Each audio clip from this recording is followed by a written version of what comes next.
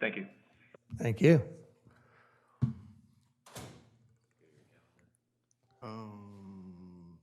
Well, yeah, I could get it that way off the agenda, but I got it right here off of. Well, you got to join the meeting, so. Mayor, you may proceed. Thank you, Max. Good morning, everybody. It is Monday, December 6th, 2021. Okay. This is a virtual workshop meeting of the Commissioners of the City of Rehoboth Beach. I'd like to welcome everybody here, and especially welcome those that are watching from home in the convenience of their houses or offices. I'd also like to welcome those speakers that have pre-registered and asked to be able to speak today on certain topics. Listed are Walter Brittingham, Richard Perry, Carolyn and Dave Diefendorfer, Sally Foreman, Richard Kaplan, and Michael Strange. Check my email. I'd like to call this meeting to order a minute ago at 9:01 a.m. Thank you very much. With that, we're going to take a roll call. Minimize. Commissioner Jay Legree, Here. Commissioner Tony Sharp, Here. Commissioner Susan Gay, Here. Commissioner Patrick Gossett, Here. Commissioner Tim Bennett, Here. Commissioner Ed Stranowski, Here. and Mayor Stan Mills. We have a full complement and we're able to formally conduct business today. Thank you very much. I've just done the welcomes. Want to remind everybody that for any documents that are already ahead of the meeting, that they are typically listed as support documents and embedded in the agenda. Go to www.cityofrehoboth.com. On the right side of the home page is the city portal. Start there, go to the calendar at the top, and you'll be able to seek today's meeting information as well as other meeting informations. With that, I want to say that we have a time limit today. There's a planning commission meeting beginning at 2 o'clock. I certainly don't hope to go anywhere close to that because the IT department likes us to finish up at least a half hour to an hour ahead of time if possible, so that they can reset YouTube and be ready to go to live stream the Planning Commission meeting. With that, having said that we would be time limited on the three topics, especially waste topic, county initiative, and wireless design manual. I may cut us off at some point, and discussion would continue at the next designated meeting on that. With that, I'd like to identify correspondence. As you can see, there is some correspondence embedded in the agenda.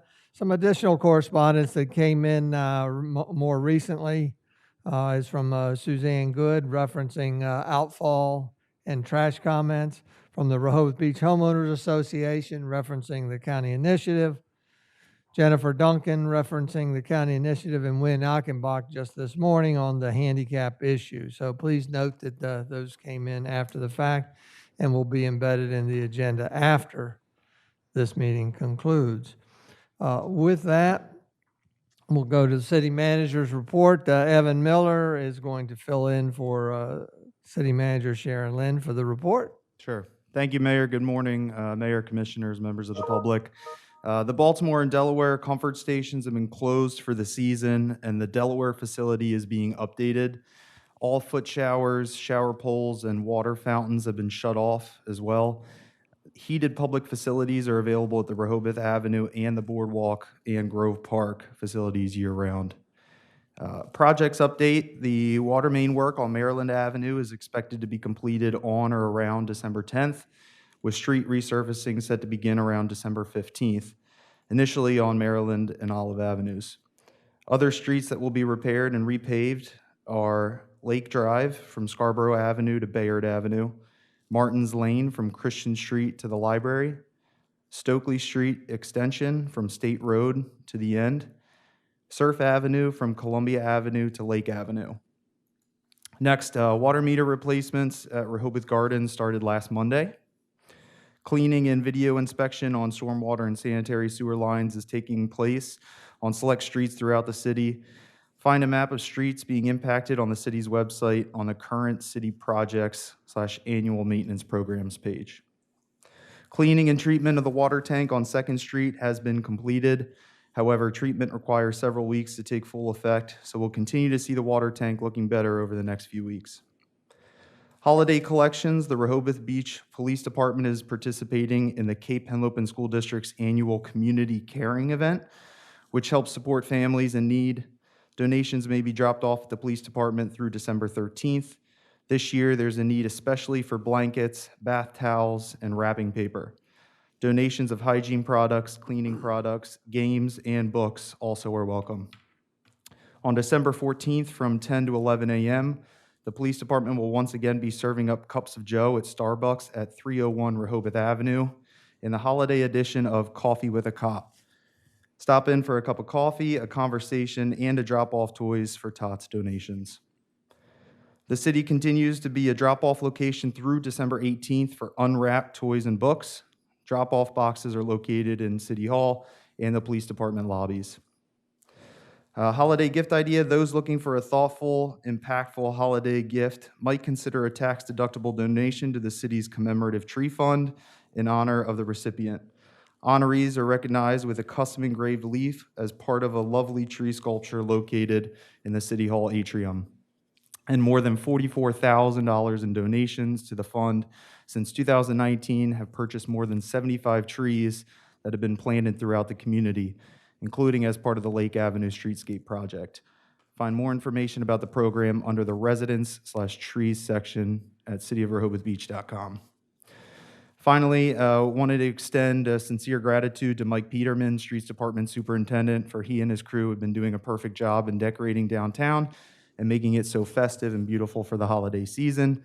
Thank you also to all of the volunteers that have helped out. Finally, just a reminder that the Rehoboth Beach Fire Company's hometown Christmas parade is this evening, so join us on Rehoboth Avenue for the festivities. The parade will start at 6:30 p.m., and just a reminder that road closures are on 5th Street, State Road, Sussex, and parts of Country Club Drive. That'll start at 4 p.m. Rehoboth Avenue will be closed to traffic beginning at 6 p.m. That's all I have, Mayor. Thank you. Any questions of the stand-in for city manager? If not, thank you, Evan. And if you would pass on behalf of the mayor and commissioners, the thanks to our streets department for everything they did to light the holiday tree and arrays around the bandstand, as well as the lights on Rehoboth Avenue. Absolutely gorgeous, getting a lot of compliments. Will do, Thank Mayor. you. Thank you very much. With that, we're going to go to the city solicitor's report. Thank you, Mayor. Just a quick update on a couple pieces of outstanding litigation. On the clear space litigation, recall that the parties are currently engaged in a dispute over what actually constitutes the actual record of the proceeding. So briefing has been stayed on the actual substantive merits of the case until that gets decided. There'll be oral arguments heard this Wednesday, December 8th at 1 p.m. on that issue. I don't know if the judge will make a determination at that time or if they'll take it under advisement and rule it at a later time. On the ADA parking litigation, we're still in mediation, but that has not resolved the case. So we're moving forward with discovery. Mr. Miller has already been deposed. We'll be deposing the plaintiffs on Thursday, December 9. And Mr. Williams will be deposed on December 13. So that case continues to proceed. We're hopeful that it will resolve, but it has not resolved in mediation yet. That's all I have, Mr. Mayor. Thank you. Any questions of the city solicitor? Hearing none, we'll move on. Thank you very much. I don't believe any committee reports were identified. Does anybody have anything? If not, they'll wait for the December regular meeting for committee reports. With that, we'll go to the first item of old business, and that is to discuss ordinances amending Chapter 227 solid waste, including the 4 bullets noted. I would like to do a little background here that in the past 6.5 months, we've tackled various waste topics, including proposed operational changes and code amendments. And all of them have been resolved as of the last meeting, but for our primary topic of today, which ultimately focus on the fee structure for solid waste, recycling, and yard waste collection services.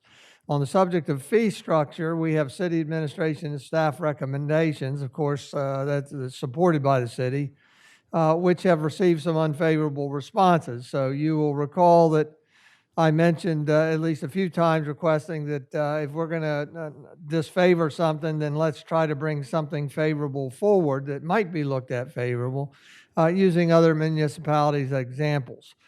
For my part today, I'm responding to constituent requests for a new pricing program for waste collection whereby users pay for what they use. And also responding not so much directly, but indirectly to their recommendation that rental landlords pay a premium over non-renters. I'm going to be doing a presentation on pay-as-you-throw, which is a user-based pricing program for waste. I'm not right as this minute endorsing it. I'm just presenting it as an introductory presentation. And depending on feedback, we'll do some more formal analysis or task the city staff with doing a more formal analysis. Again, I'm not endorsing it. There are pros and cons to everything we do, and then we need to take that into account. How equitable is it to our users? Certainly, it's hard to be equal all the time, but we can try to be equitable. But I'm also looking at what are the burdens and time constraints put on staff to implement new programs. I could possibly give more weight to just staying the course if we reanalyze all waste costs. And as Commissioner Gossett indicates in his agenda topic, to consider a single fee. Again, more homework needs to be done. I'd like to have sufficient discussion to culminate our talks in the next several or more meetings so that we can get this off our plate. For our waste topic today, Jean's not here yet, so I'm going to go through the topics. When Jean gets here, we'll review proposal for a new ordinance, 227-24B. The second bullet has to do with amending 227 relative to Commissioner Gossett's recommendations. He contacted me and asked to hear the presentation on pay-as-you-throw first, and so he has no support document yet, and will let us know whether he wants conversation today or would defer that to the next meeting. The third is additional amendments to 227-24, and that brings us to presentation of a pay-as-you-throw refuse program.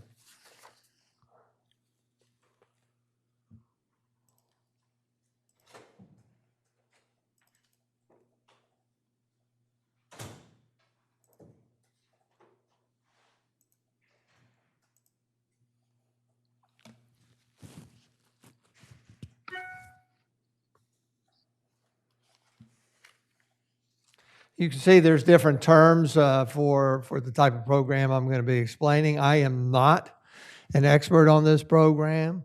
I don't know too many towns that do that, so I don't know intimately how they work or what the problems are with some of them. I've done a lot of this by talking with people, but also online research. Unit-based pricing, aka variable rate pricing, but most commonly known as pay-as-you-throw.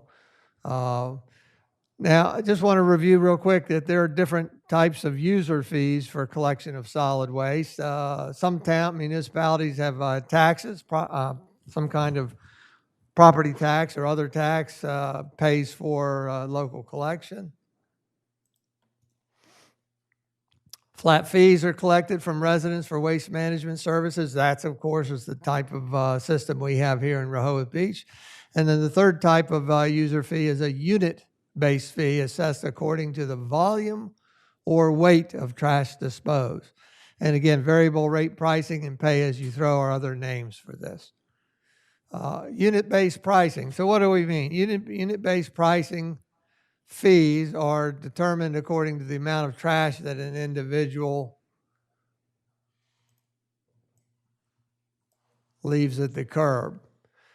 Just as they do when buying water, electricity, or telephone service, residents pay for the level of waste service they receive. Under this system, residents who discard more garbage pay higher fees. Those who discard less garbage pay smaller fees. It is equivalent to putting a price tag on each container of trash that is placed at the curb. Again, residents in this area or municipalities typically are charged by the volume, not the weight. There are some weight-based programs, but most of them have to do with volume of what they throw away. And doing so, just by the way, creates some behavioral changes and promotes the generation of less trash and realizes a greater volume of recyclables. These are proven documentations. Most user-based programs require residents to use special bags, stickers, carts, or bins for their waste. Note throughout this, I did not double-check all my wording or spelling in this presentation, so I tend to use in certain places carts, bins, cans, and containers. They're all synonymous. So again, for user-based pricing, residents pay a unit-based fee per gallon for disposal each week or for a time period through an official town bag or variable size collection cart. They pay a fee per gallon, which makes sense because as we're talking about the pay-as-you-throw program, we're going to be talking about bags that are sized in gallons, a 13-gallon bag, a 33-gallon bag, a 60-gallon bag.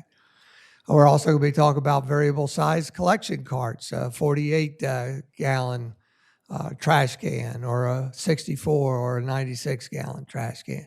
So again, you're paying per volume, typically by the gallon. So what kind of types of user-based programs are there?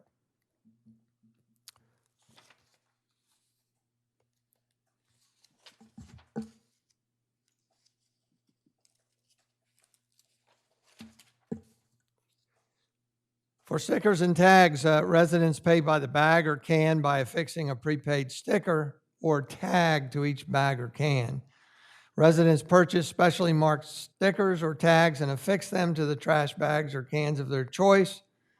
Stickers or tags are sold at variable pricing, reflective of the volume of the bag or can to be collected. By example, different colored stickers or tags may be purchased depending on the volume of the trash disposed. For example, a 6-gallon container, bag, or can may require a blue sticker costing 75 cents. A 15-gallon container may require a red sticker costing $1.30. And a 30-gallon container might require that a resident affix a yellow sticker tag costing $2.25. In Concord, Massachusetts, for example, the resident may also pay a lump sum for a sticker that they place on a can, which entitles them for pickup for the can for the entire 6-month period. The benefits of all these programs, actually, not just this, are they're perceived as more equitable than a flat fee. For stickers and tags, there's no billing system to administer. You're just selling the stickers and tags, and it's very inexpensive to implement. As far as advantages, residents can choose between bags or cans, but the size and type of bag or can still is restricted to a specified size or type. Stickers have an advantage over bags in that they require less storage space, but there are some considerations. Some of the considerations you can read there yourself later, but use of stickers requires significant monitoring and enforcement actions from the haulers, which can slow collection process. Again, this is less equitable if it's not enforced properly. Waste collection workers are instructed to collect only those containers that are marked with the appropriate stickers and bags. Bags or cans without stickers or tags are not collected. To avoid confusion among residents, the municipality must establish and clearly communicate the size limits allowable for each sticker through an education and outreach program. It's more difficult for residents to visualize size limits with stickers than with bags. Staff time is needed for sale of stickers, and you can read the other considerations or challenges on your own there. Second type of user-based pricing program, it utilizes specialized bags, whereby residents dispose of their waste in specialized bags approved by the city and clearly marked with the municipal seal or other unique instructions and information. Residents purchase colored plastic bags imprinted with the name or seal of the city. The price of each bag covers both the cost of the bag and part or all of the costs of collection, transportation, disposal. Waste haulers are instructed again to pick up only the specially marked trash bags, and a variety of trash bags and sizes can be offered to allow additional flexibility for all kinds of volume trash generators. Again, the benefits are perceived as more equitable than a flat fee. And it does, as I mentioned earlier, adjust behavior. It creates an incentive to reduce waste by providing a direct link between waste generating behavior and cost. And again, it's also somewhat inexpensive to implement. The purchase of a can is not necessary. You can use a bag. Although a lot of the municipalities I've seen have this program, people are actually just putting their bags out loose on the curb. And that is something that, as we talked about at the last meeting, we still allow bags to be put out. But at least for me, I'm not promoting that be done on a large-scale basis. Instead, if you went with this program, I would suggest that they still should be put in the waste containers. But then that presents possibly its own problems there. That's where all these pros and cons have to be thought about, these different programs. By example, if you're allowing them to be put in or suggesting that they put in specialized bags in the cans, people could put regular black unmarked trash bags in the bottom of the cans and these identified ones, specialized bag, in the top of the cans. And then it puts the onus on the trash haulers to, as they dump them, to monitor whether they are properly marked at all. So advantages. Residents find bag systems easy to understand.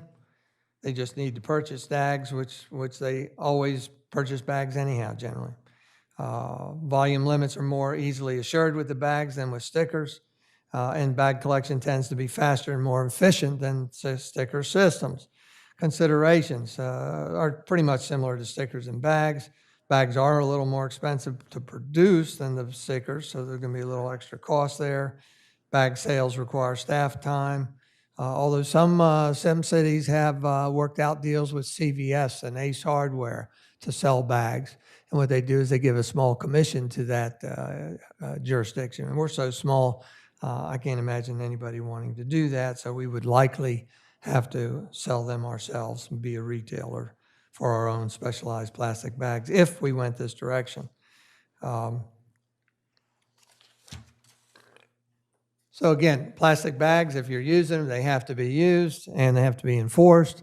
And you can see the sticker on the right that's used in this one town of Middletown, Rhode Island, that helps with enforcement and reminders to people. So what's the third type of user-based pricing program is variable size carts, where residents choose from among different sizes of carts. They pay more for the larger carts and less for the smaller ones, meaning, of course, the less trash generated, the less the fee for disposal. The benefits, again, is perceived as more equitable than maintaining a flat fee. Some of the advantages is this is one of the easiest on staff or haulers to identify acceptable waste carts. They're able to dump the cart without trying to identify the carts. All they do is identify that that is indeed a proper paid-for cart, and they are able to dump it.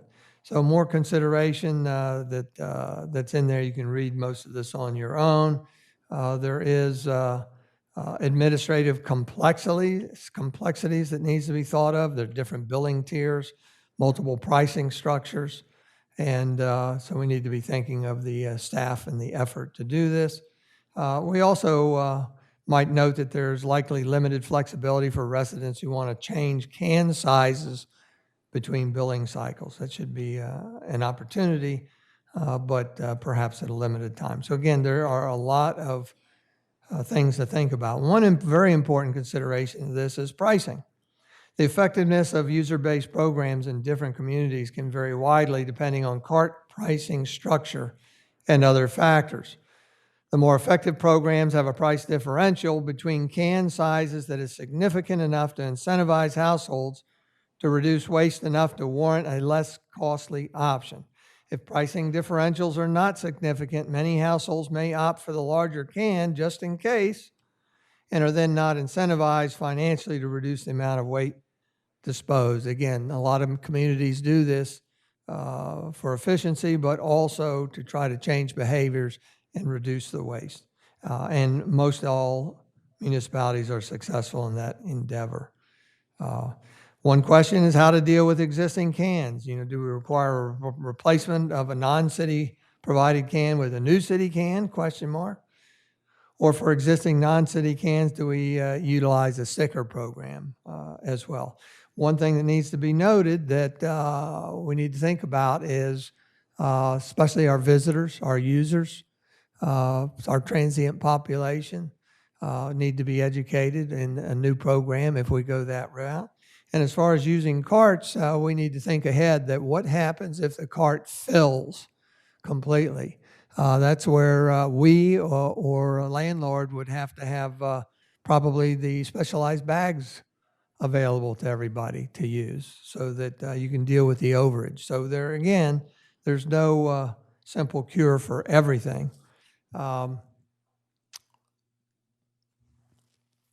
There's some different, I don't know where these are kind of clip art things picked from different municipalities that were unidentified, but you can see the different sizes in different fees. These are monthly fees for this municipality. And again, if we went this route, we would need to start from scratch to be able to do an analysis of fee structure. And there are manuals out there that indicate how to implement a unit user-based pricing thing. So others have done it. We can learn from them. So finding the right program depends on certain characteristics, as you see. Again, the user-based programs are perceived as more equitable than the current flat fee structure in Rehoboth Beach. The less waste you generate, the less you pay. User-based pricing offers the most effective means to reduce weight through increased reuse, giving away donations, reusing, recycling, composting. I have composting in parentheses because that works very well for other communities. And of course, in Rehoboth Beach, we are not allowed to put yard waste and commingle it with our yard waste. So it's not as effective there. Again, considerations are the new programs require new formulas for implementation, including new formulas for pricing. Education and outreach is a definite. And again, impacts on the transient population. We need to educate daily, weekly, and seasonally, and you'll show you later here how one municipality does that. Here's an example of a town that municipality, township that utilizes variable rate carts on a limited basis. You can see here where, I'm going to flip down because we'll get back to it again. This is Lower Marion Township revises solid waste fee structure. And this is their press release and their outreach, and they can say the goals of their revised fee structure for incorporating variable rate containers into their waste pickup program includes reducing the number of tiers, retain incentives to reduce trash volume, and provide necessary funding to maintain solid waste fund without requiring tax revenue. Here is their sheet here. I'll give you time to read it after the fact. But one thing that's interesting here is, as I circled, a couple things. One is they offer or request a maximum weekly volume. So they're actually limiting the number of trash volume that they pick up. And here's their two tiers here. 1 or 2 cans per week for $380. That's a maximum of 48 gallons per can. They also have an enhanced level for 3 or 4 cans per week. That's 97 to 192 gallons for $530. Again, variable rate carts. You pay less for the less you dump, more for the more you dump. Going back one slide here, it's interesting again that they've got this maximum weekly volume. And from there, I'm going to go to resources that you can, some of these resources I used in this presentation. Again, this big presentation is more of an intro. It is absolutely not complete. There's a lot more to it all. One of the resources is payasyouthroworg. There's some information there. They've got a little chart on rating the usability of variable rate cards, tags and stickers, and bags. You can look at that at your own time. There's some additional information in here that I'm not tending to go over that you can go over yourself. One of the things of interest is that for apartment buildings, there are some special requirements or special challenges for user-based. And they indicate that multifamily dwellings with 6 or fewer units are somewhat easy to do, but when you start going to high rises or mega multifamily dwellings, it's much more challenging to implement user-based pricing. There's also a note on here on seasonal transient populations. And again, it has to do with primarily with education. So there's some other things that you can do on your own. One more example, this is Wilmington, North Carolina. There on their website, they have a section on household trash. And they explain that included in your service you're paying for, you are getting trash collection, recycling cart collection, yard waste collection, and bulk collection for certain fees. But they have a choice of 2 trash cart sizes, 95-gallon and 35-gallon cart. And their fee is based on each side there. And one thing to note here, as I mentioned earlier, is that what do we do if the cart overflows? Then you've got to have orange or some kind of extra trash stickers. You've got to have some kind of program so that they could possibly use bags so that they're not having to hold on to trash till the next pickup time. How they do some of their outreach is they have a Facebook page.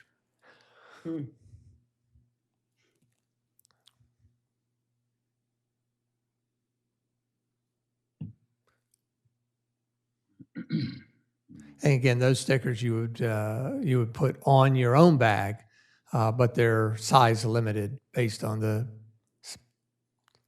sticker. Here is actually one of their tourism pages that goes out to tell the rental people about household trash collection. And what I found of note here is that you shouldn't overflow your containers, and the lid should be able to securely shut.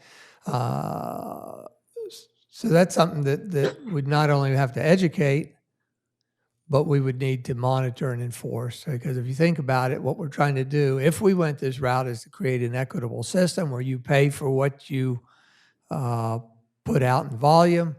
And if you're allowed to pay for a 48-gallon cart, but you flip the lid back and you put a 32-gallon bag on top of it, then you're really violating the intent of user-based pricing.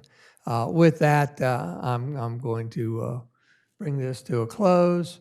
I understand that Commissioner Gay and Commissioner Gossett have done a little research and might like to say something. And so again, this is a primer on all this. There's a lot more study to do, especially analyzing the impacts on visitors, transient populations, staff, public works workers, etc. Let me figure out how to get out of here. There we go. There we go. Anybody like to offer anything? Again, this is a reaction to some constituents that have indicated that perhaps a new system should be developed whereby we pay for usage. Anybody? Yeah, Mayor. Go ahead. Mayor, thank you.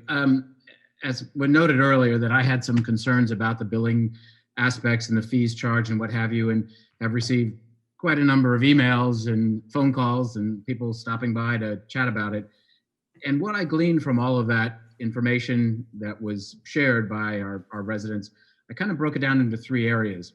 And I think it's to incentivize residential recycling is one of the keys that we should address.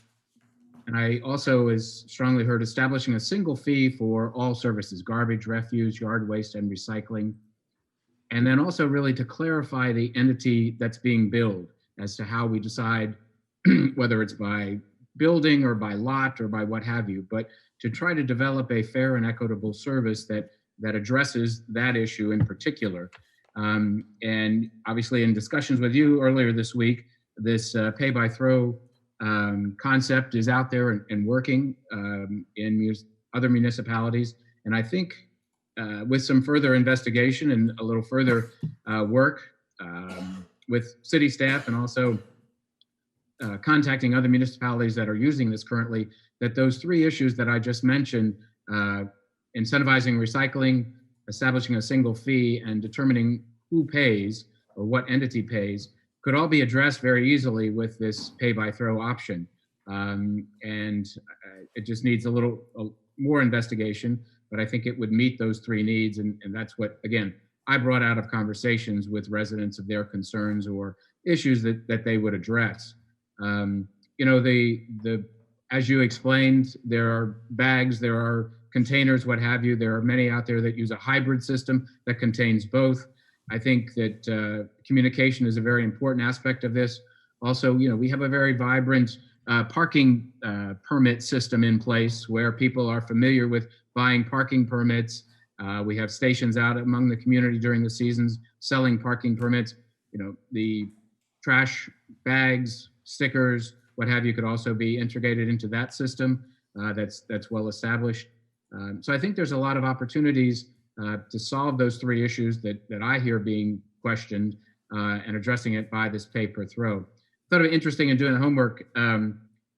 Almost all states use some form of this pay-per-throw, except Louisiana, Texas, Mississippi, and Delaware. In those 4 states, there are no pay-by-throw options available to any communities or municipalities in those states.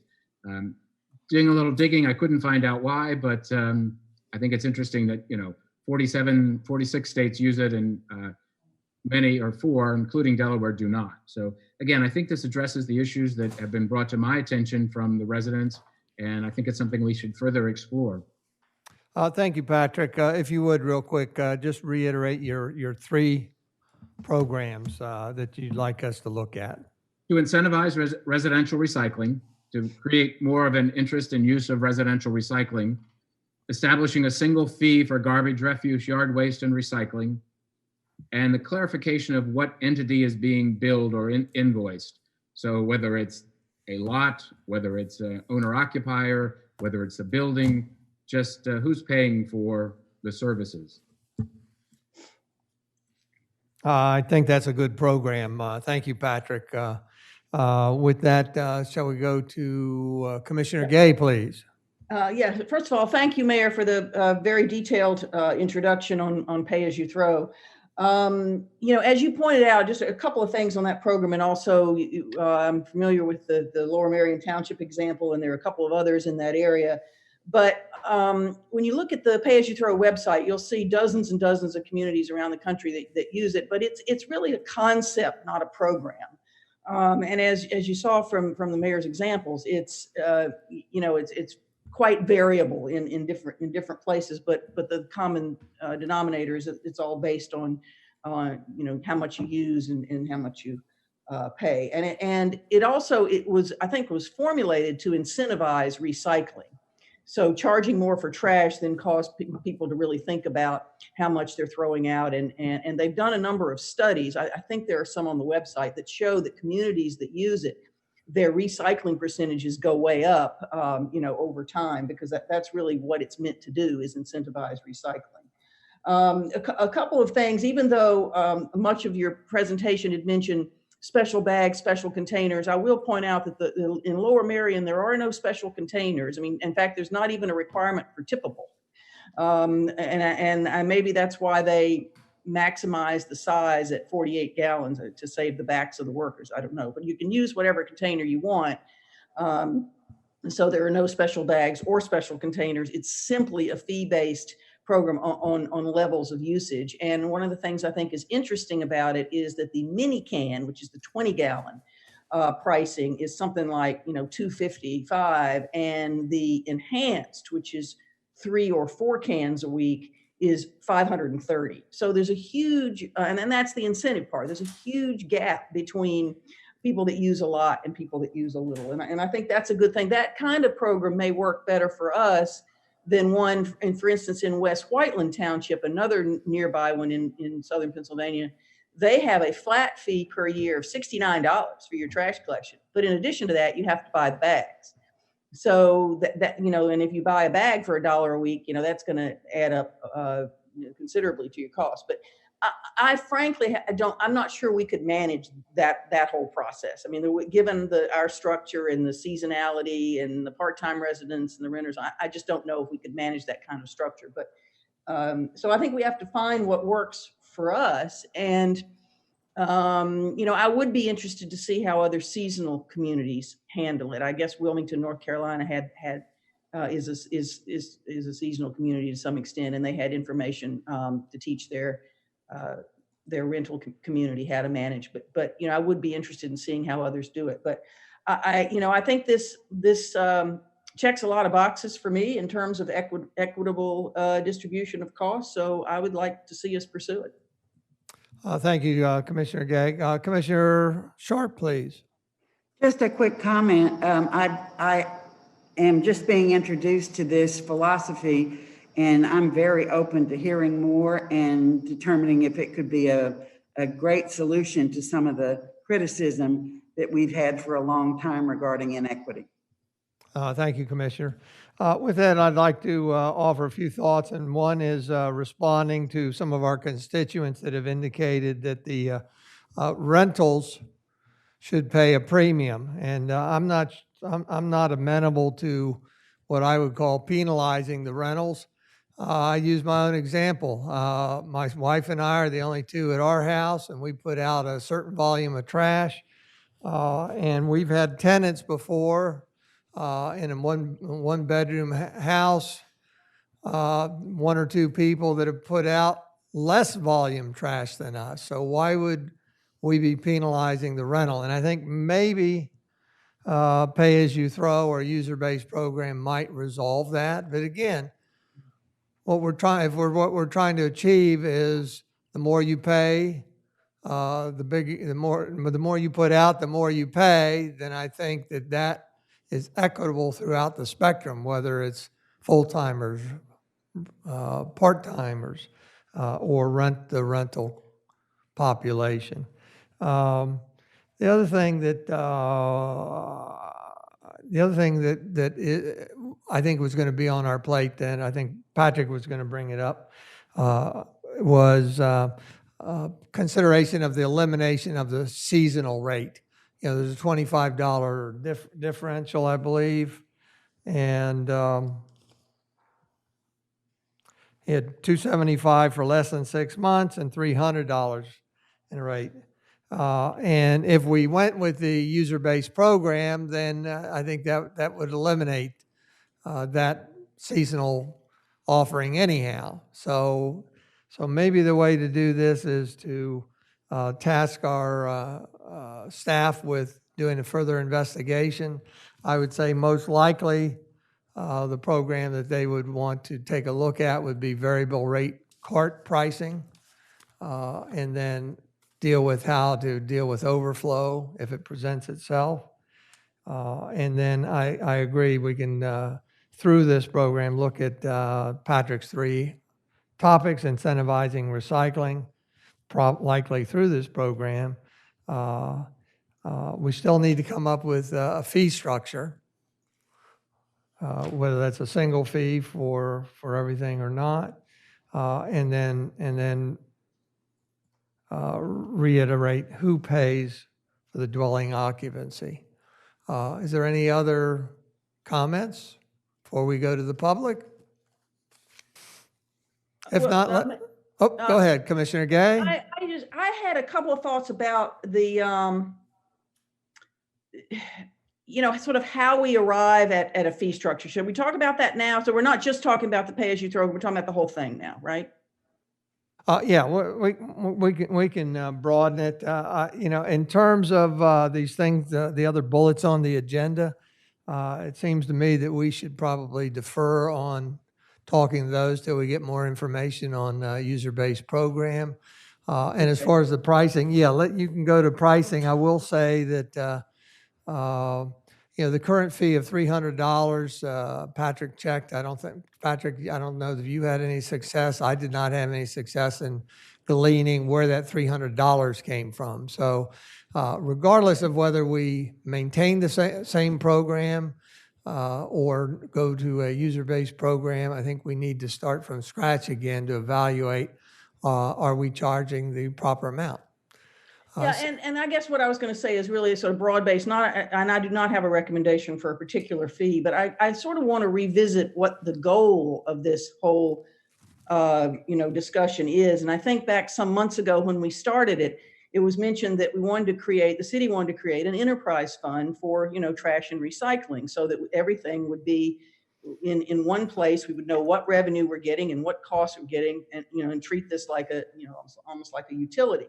And I'm all in favor of doing that, but at the same time, that involves tracking both expenses and income. And as we've made operational changes, and in fact, some months ago, I had asked for specifics on the savings with operational changes. For instance, a change from twice a week pickup now ending a month earlier, and yard waste going from 26 times a year to 24 times a year, and deleting the seasonal rate. And also looking at the fact that historically our trash fee has had an overage. We've made a little profit, not much, but maybe $50,000 profit on that. And what I wanted to do was take all of those costs and really figure out, what do we need to balance the fund? In other words, maybe it isn't $135 per person, per household for the recycling. Maybe it's something less than that. Also, just because there's an enterprise fund created does not mean that the city can't contribute to that fund, as it has done since recycling was started in 2007. So I mostly wanted to see, what the overall picture looked like. We did have costs and revenues on a slide very early on, but that was before some of these other, discussions about the operational changes. And I guess at one of the recent meetings, I think, Kevin Williams or somebody said, well, there's not, the operational changes don't save the city money in the sense that we're not doing away with staff, which of course is great. But what it does mean, and I think what he said is, they can do other things. So for instance, the street department repairs boards on the boardwalk. They rebuild lifeguard stands. They repair catch basin grates. But our homeowners are paying a trash fee for them to do that. And so the advantage to the enterprise fund is let's get a realistic picture of what all of this costs, and then figure out the revenue to support it. And I guess the other thing that concerns me a little bit is that when we were first looking at the costs, again, very early on, it was $135 per household. But that was based, and then that was multiplied out to the number of people who currently have recycling to come up with our overall costs. But if we're going to make it mandatory, and I think that's where we were going, the total cost there is going to go up. So we have a larger figure to look at, and how we spread that cost. But I certainly, from the beginning, have said that I did not want the $135 passed on, to the taxpayer, and wanted to find some combination of other methods, whether it's a small increase through a real thorough look at both the revenue and expenses. Thank you, Commissioner Gay. When you use the word mandatory, I think we need to be cautious because some people construe it as mandatory, as in we're going to have the recycle police go around and checking trash bags and things. Yeah. And of course, that's not the intent. The use of mandatory earlier, I think, was intended to say that you will be receiving a cart and you will be charged, whereas use a recycling bin is voluntary. So that needs to be noted. Is there anybody else before I go to the members of the public? Again, this is a new topic. We seem to be starting over again, so we'd like feedback from our constituency. Walter Brittingham, are you online? I don't see him. With that, we'll go to Rick Perry. Are you online? Perry's not here. Don't see Rick either. Carolyn and Dave Diefendorfer, are you here, Carolyn? Yes, we are. All righty, So go ahead. I really like what I heard about the pay-as-you-throw program. I think the city absolutely, like Commissioner Gay said, we have to come up with what is the overarching goal. And I think for any program to truly work, you do have to look at everything together. Because if you start charging people more for, or charging them differently for trash, and they want to pay a little for trash, they might start putting more in the recyclable bin that's not recyclable. Or the flip side of that is they're going to stop recycling because they don't want to have extra fees there and have more trash. So I do think everything has to be looked at together, and there should be one fee or have it be part of the taxes. Whatever program you choose, I think as long as everything is looked at together, you can be successful. I do worry as to how things will work with the visitors, the renters who aren't here all the time and may be coming from a community that doesn't have it. But I do think education can help. So I applaud the city for looking for another option.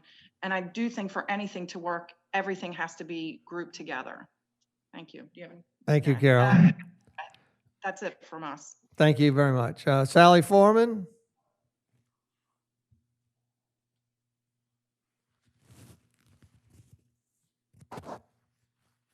Sally, if you're there, I see you there on the screen, your name there, but you might be muted. Muted. I can hear you. We hear you now. Go ahead, Sally. I just got unmuted. No, my comment was I'm not speaking on this topic. It comes under new business. Under new business. I will put you down, Sally. Thank you very much. Richard Kaplan. I don't see him on the signed in participant list. Mike Strange. And I don't see him either. With that, we'll close the public portion and go back to the commissioners. Is there any further guidance? Otherwise, we'll task city staff with taking a look at the user-based pricing program, specifically the variable cart and specialized bags as an overflow. Commissioner Legree and then Commissioner Chernowski. Diefendorfer made a lot of sense. I'm going to listen to her comments on the stream a couple more times. Thanks, Mayor. Thank you. Commissioner Chernowski.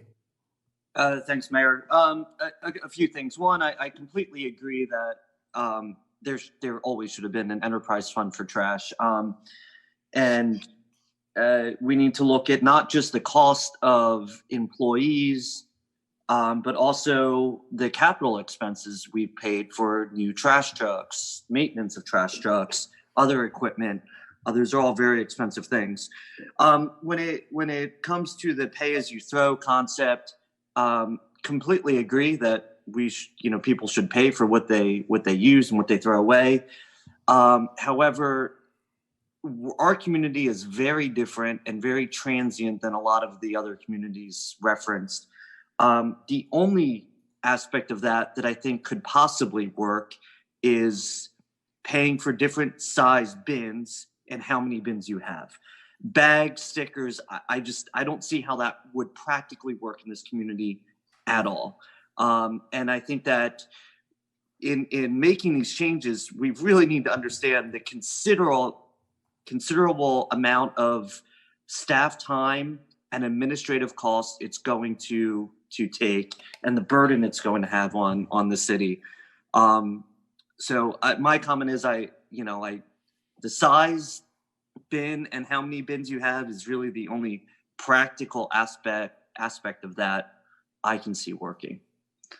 That's all I've got. Thanks. Thank you, Commissioner. And again, as I said earlier, I agree with you that, there has to be a desire that it's a manageable system for staff regarding time commitment, time consumption, and what burden it places on them to do this. So that's why I'm very interested in learning more pros about this program, but also identifying the cons, the negatives, the challenges, so that we can take a look at them.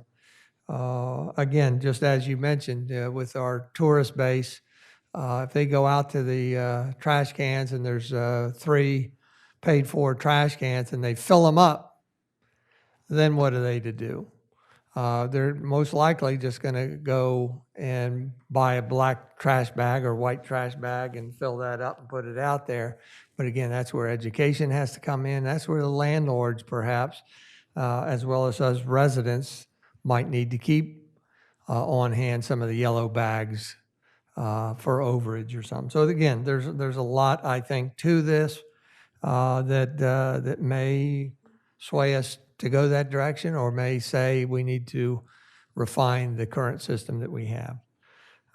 Again, we can't always be equal. We can try to be more equitable. Commissioner Legree, you have your hand up again?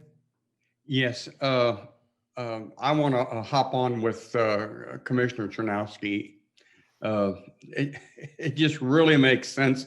We are a tourist-based community. We have multitudes of different groups coming and going throughout the busiest part of our year. And in addition to Commissioner Gossett's 3 principles, I'd like to add one more. Keep it simple, KISS. Thanks, Mayor. Thank you very much. So I haven't heard anything contrary, so we'll move forward with this. We've got Commissioner Gossett. It's just one other thing that if we could add to the charge to the staff is also establish a timeline as to when report backs and when we need to make a decision based on, I believe everybody's paid through June, so that would be the likely implementation final date, but establish a calendar of goals so that we can do this in a timely manner, and also considering a communication plan out to residents and property owners and real estate agents, et cetera, so that we are ahead of the game in that regard. Thank you. Thank you very much. Anything else from the commissioners? If not, again, we'll defer on all the other bulleted items on the agenda and have a new attack plan going forward. Thank you very much. If I can find my agenda. Oh.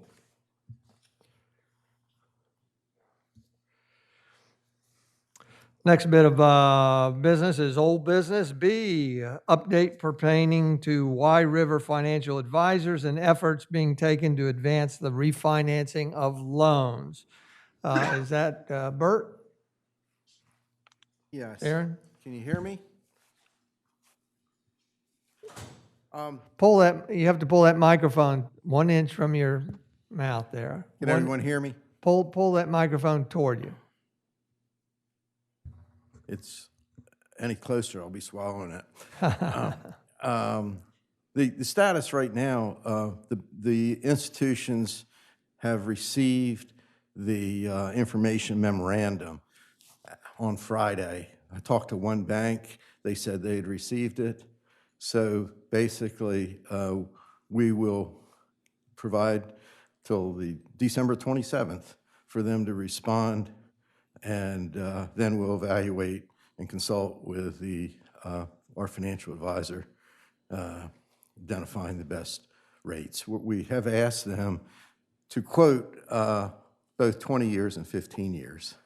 The current period right now, we have about 20 more years to go on the loan, but if we're able to achieve a better rate for the 15-year, which we will, and then just evaluate that. But right now, we're just in a waiting game, and we'll have our responses. Hopefully, we'll get a lot. We sent the information memorandum to about 20 banks. So that's the current status. Thank you, Bert. I'll just chime in and say that, so it is out on the market now, correct? Yes, Okay. And we're shooting for December 17th at the Commissioners' next regular meeting. We'll see what kind of progress we have, and Mayor may or may not have to call a special meeting beyond that time. But right now, it'll be on for December 17th.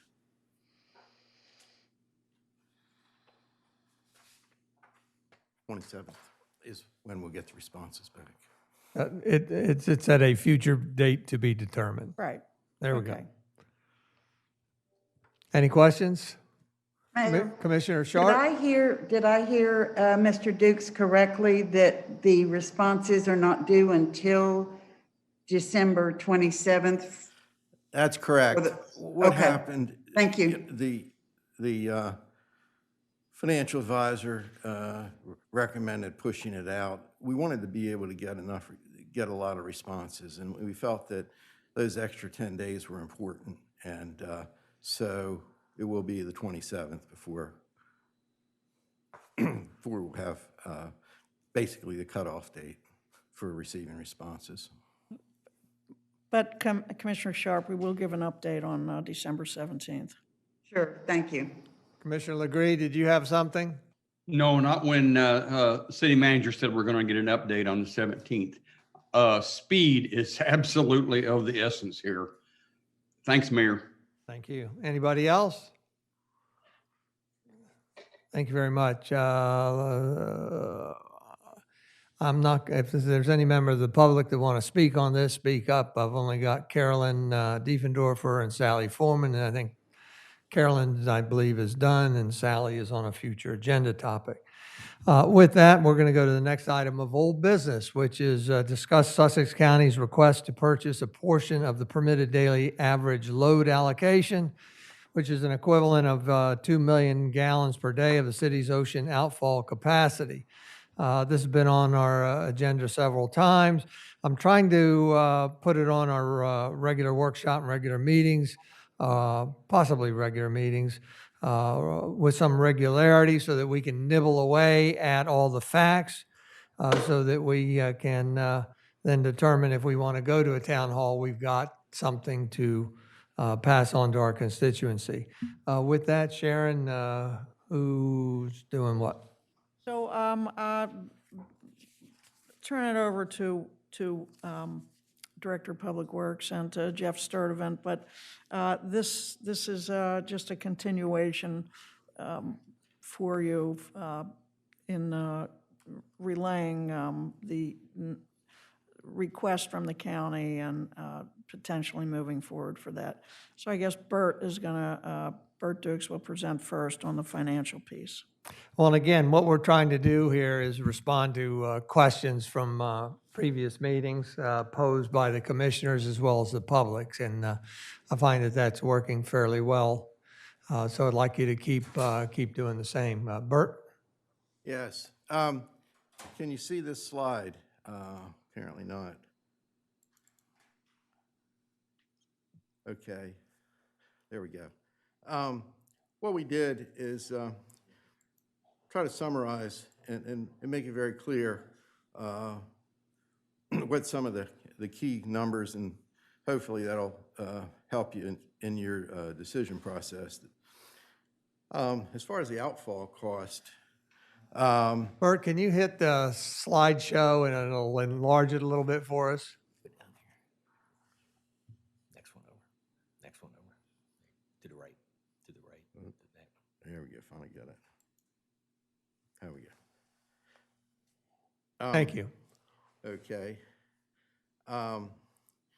Basically, before, if we were not to accept the county's offer, basically our cost of the outfall project, which basically included the invoices paid to the contractors who actually did the work, as well as engineering costs that were done. Many of them started in 2010. So the original agreement was that those engineering costs would be shared 60-40, and then later with the biosolids agreement, that changed to 58-42. But basically right now, we have Rehoboth Beach paying about $24.5 million and the county paying 17. With a contribution, that would simply, make the cost distribution between the county being Henlopen Acres and Dewey Beach, and the Rehoboth and North Shores is in the Rehoboth Beach column. So basically, the Sussex County and Rehoboth would be about equal as far as their payment for the cost of the outfall. As far as rate comparisons, because we have metered sewer rates, it's not easy because everybody has a different rate of usage to say what the impact's going to be on each household. We took just 1-inch meter sizes, try to give you an understanding of what the difference would be. And I'm going to go back. But for low volume users, we're not really talking about a lot of money.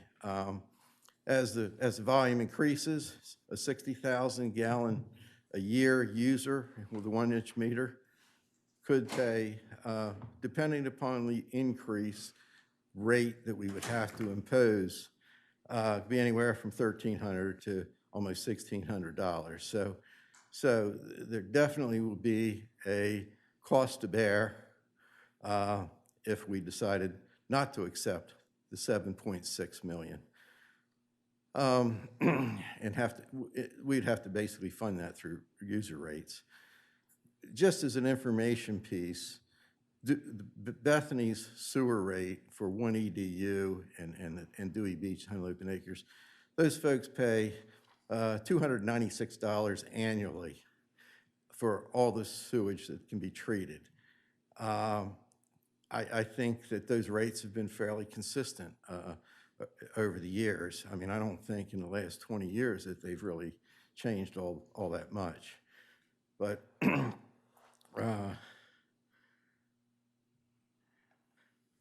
going to move. The next slide. On that last slide, let me point out something. You're saying for Bethany, Dewey, and Henlopen Acres, there's no volume limits?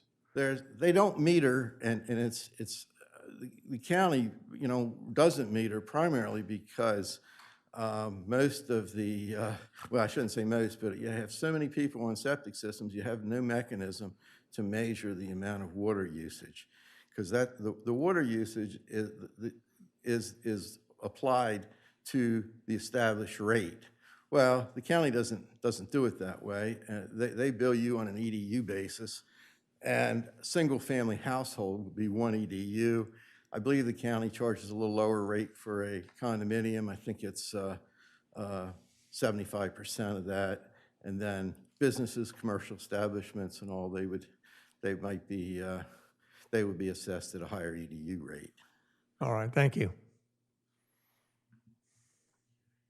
As far as the plant flows, I've got a chart here over the years, and I think the main takeaway on that is that the growth in usage has been more on the Dewey Beach side than the Rehoboth side. You can see, looking at the far right, that and the period ending March 31st, which was our fiscal year end, total plant usage was 439 million. And of that, Rehoboth was 197, Dewey 196, 188, and then Henlopen Acres, which is part of the county. So essentially, county's using more of the plant capacity now than the city is. And that in 2012, that wasn't true. So as the cities of Rehoboth is very much built out, so it's easy to understand why that growth has occurred in the other district, other areas. What's the impact of the county's contribution? Well, I think we already mentioned that the 7.6 million contribution would have an effect on the rates that we'd have to use in order to pay for the Phase 4 project that's going to occur, I guess, I believe it's going to be over a 5-year period. So we would be implementing those rate increases over 5 years. And the Phase 4 project, currently we have in reserve $1.6 million that was not used for the construction of the outfall.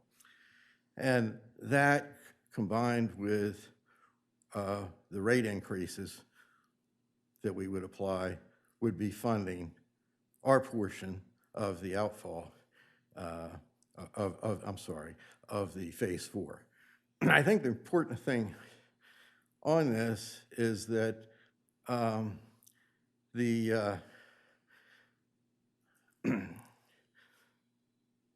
7.6 million would not be included in any allocation calculations that we make as far as operating and maintenance. I mean, this is independent of all that. So the county's offer is essentially to continue the allocation of the costs with the current methodology. They wouldn't say, well, we get credit for our $7.6 million. The $7.6 million is independent of all that. Down at the bottom, operating and maintenance costs. There's basically the operating and maintenance costs of the plant is allocated primarily on a flow basis. We use a number of gallons of and apply that and allocate the cost to the county. So it's basically a cost-sharing process. If the outfall were to usage, if we were to put, if the county were to use their Wolf Neck plant and connect to our outfall pipe,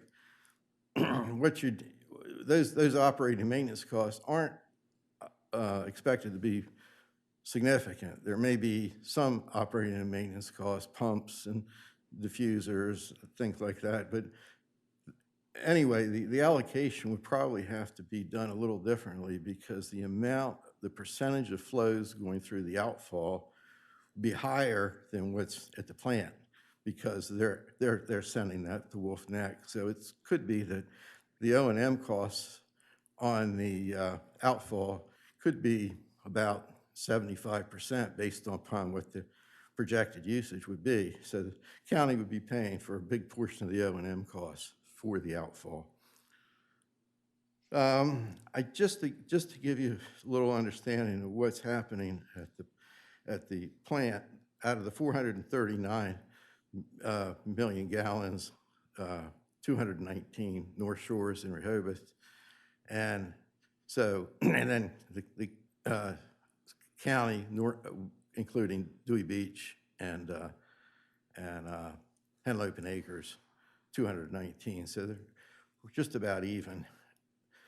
This is, again, just an information piece on the average usage each month. Bill Woods provided this information and gives you, the real purpose of this is to say, do we have enough capacity? And I think that gives you an idea of what our high levels are in each month. Sorry, Burt, for just clarification, when you go back to that 21 flows Sussex County, you said that's Dewey and North Shores, but we've also... Dewey and Henlopen Acres. Dewey and Henlopen Acres, okay. And recently, though, we've begun accepting from West Rehoboth. Does that include in this or affected yet? Well, that would be in the county, yes. But is that reflected in these numbers? I don't know that Kevin's going to have to help me on that. I'm not sure when we turned that on. Was it prior to September or after September? Do you happen to know? Yeah, it was in the spring of this year, late spring of this year, March or April. Okay. So March, April, you have those West Rehoboth numbers included.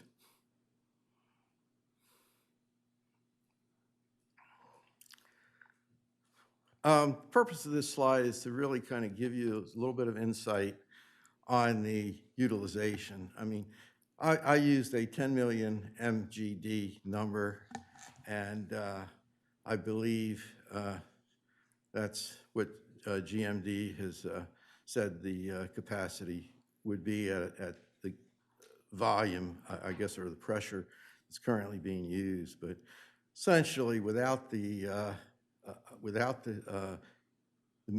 flow from Wolf Neck, this gives you an idea of what the percentage of usage would be and what the excess capacity is without the county's flow coming from Wolf Neck. So there's really plenty of capacity under that. And Bert, I would add that there's been discussion of potentially 400 hotel rooms being added in the city. Right. And that would be at most 60,000 gallons per day. So you could see that we would still have substantial excess. So just last September, you would see 4,294,000 gallons. Then it would be, just rounding up, it would be 4,360,000 gallons if we added those hotels. Thanks, Jeff. That's helpful. And on the in the second part of this slide, you'll get some idea of what the excess capacity be with the 2 million gallons. And I don't think that's going to be, I think really, I believe, Jeff, we're talking more about an average flow, probably 1.5 million. So this is based on 2 million, saying how much excess capacity would there be with 2 million gallons. So I think the capacity question's sort of been answered by these numbers. So there is a capacity in the outfall, and as Jeff said, the 400 hotel rooms aren't going to have a serious impact.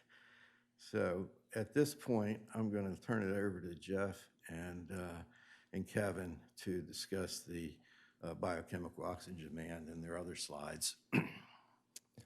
Great, thank you, Burt. As Burt mentioned in his charts, he was really focused on the volume of flow capabilities out the pipe. I just want to remind everyone of a couple of slides that were presented at one of the earlier presentations, which talks to the waste load allocation, which is really the restricting factor, or could be a restricting factor with relationship to our operational permit.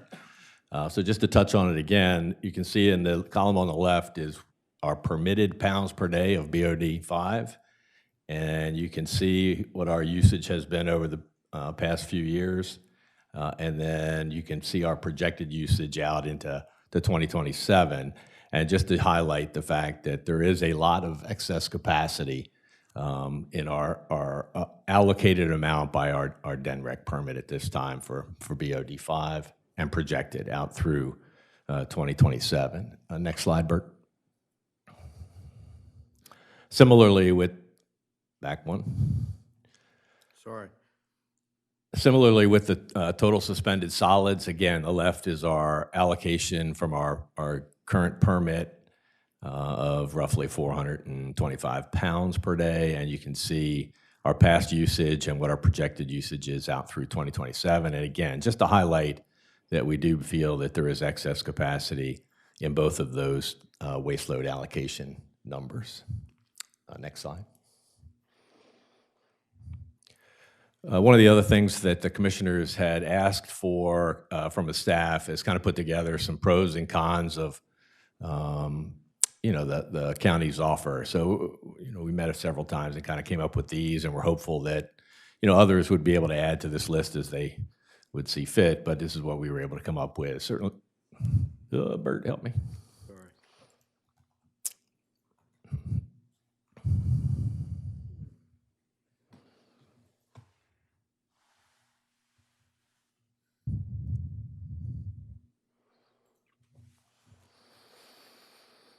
So on the pro side, we felt, there was a lot of discussion about the nutrients and what's in the permit, what may be in the permit. But either way, the amount if we accepted their offer, the amount of nutrients that would be going into the creeks and streams and working their way into the canal or in fact, the inland bays, will be reduced because it'll all be going into the ocean now. Now, the cons is there are some additional nutrients that would be discharged into the ocean. So the nutrients are going to go somewhere, whether they go, into the inland waterways or into the ocean. We obviously believe that the $7.6 million is a pro to the city, as Burt mentioned, some of the potential uses for that money. A con would be that, as you saw on the two previous charts, so there is a reduction in our excess capacity for the waste load allocations. So, I mean, it is without a doubt, but we still think there's a lot of capacity there. The projected 58% rate increase in April of 2024 could certainly be mitigated by using that $7 million. We felt the pro was that the effluent water quality will be measured at each contributing wastewater plant, so it'd be very clear as to where the quality is coming from and the quality of each of the treated effluents. A con we felt is the perceived loss of outfall control, because it's not just coming from us, but it's also coming from Wolf Neck, and we really don't, we're not operating that plant, so we don't have, control over the way they treat it. That would be someone else's responsibility, mainly DENREC, as they Kevin, just a manage question the on permit. that currently they operate at a lesser measurement than we do of quality of water. Their standards are lower than ours. How is Wolf Neck's quality of effluent different than ours, maybe? Currently, I believe they have 15 average BOD similar to us and 15 TSS average. So that's very similar to us. What they don't have is in their permit, they don't have a nutrient monitoring requirement like the city does. So therefore, they're not operating their facility for nutrient removal. It was not designed for that, because the spray irrigation system is actually reliant on discharging those nutrients to the plants for uptake for growth of the plants. So therefore, they don't have the nutrient removal in their permit. Is that sufficient, Patrick? I guess so, but as carrying along on that, and maybe you will address this later, but as I understand that they would not participate in this agreement if the nutrient standards were not removed from the future permit. Is that correct? That has been their position to date, but things can change. Thank you. Thanks, Jeff. Another pro we felt was the county's offer to make the flow in the connecting pipe bidirectional. So if we had an upset at our plant, there would be the potential to push effluent to them. They have the huge storage lagoons. They could hold it until whatever the issues were at our plant could be resolved, and then go from there. And then finally, we thought their assistance or their use of the outfall would obviously reduce our operations and maintenance costs associated with it if something, and Burt mentioned that we don't expect much in the way of O&M for the force main and the outfall, but if in fact there is, then they would be on the hook to help share some of those costs. Kevin, if Patrick Goss again, if I may ask back to the emergency flow diversion flexibility, for the next time that we review this, would you be able to provide us with historical data on maybe over the last 5 to 10 years of how many times an emergency flow diversion would have been needed, or we actually had that problem exist? Certainly, we'll look at that and provide that information. Thank you. Thank you very much. Thank you, Burt. Thank you, Jeff. Thank you, Kevin, for the time you take to create all this and address these things. As far as the pros and the cons go, that is the foundations established by the city staff. And look forward to any discussion or input or editing recommendations by the commissioners so that we can make sure that we've captured everything on there. Commissioner Legree, and then Commissioner Gay, and then Commissioner Sharp. 1, 2, 3. Commissioner Legree. Okay,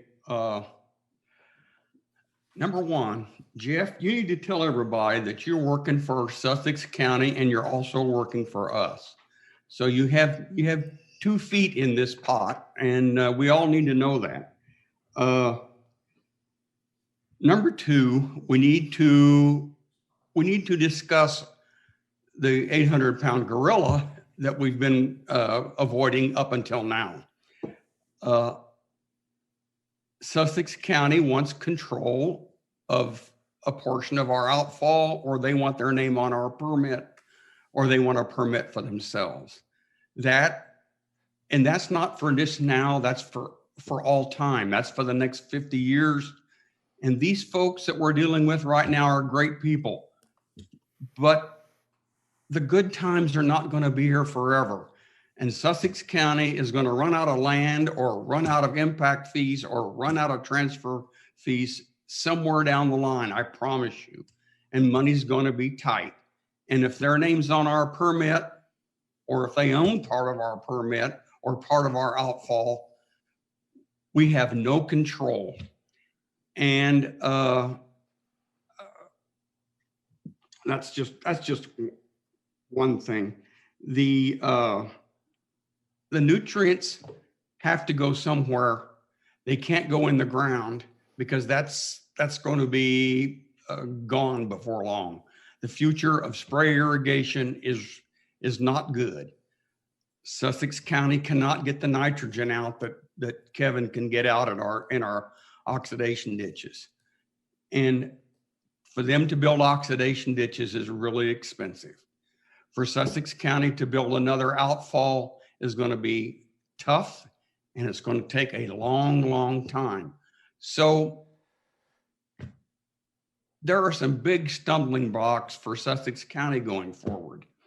And every letter that I get from people, and we've all gotten a bunch, really does tell us that the loss of control is a prominent issue in the minds of every voter and contributor to our information. So there are a lot of issues, and I haven't heard any alternatives from Sussex County. My thought would be to talk about a lease, or talk about a service contract, and make it for as many years as they feel like they need to justify putting the money in their upgrades. And they're going to have to upgrade to get to our permit standards, and that's going to take a while. So all I hear about things for us to do is jump through more hoops. And I'm ready to sit down and hear what Sussex County has to say. And if there's no going forward, we need to know about it right now, and everybody can press on. And I think the loss of control of what gets dumped in the ocean off our beach, whether it's super clean, fairly clean, not clean at all, will change tremendously in the next 25 years. I don't see requirements going away. I see them getting more and more stringent. So I think we're in a bad position unless we can get some kind of a service contract figured out going forward with a very, very strict and specific documentation in the contract as far as requirements go, and who's required to do what. Thanks, Mayor. Thank you, Commissioner. You had 3 points. Let's address them one at a time if we want. Your allegation about that your demeanor in reporting that Jeff Sturdivant's with JHD has dual roles with the county and the Rehoboth Beach, I found a little disconcerting.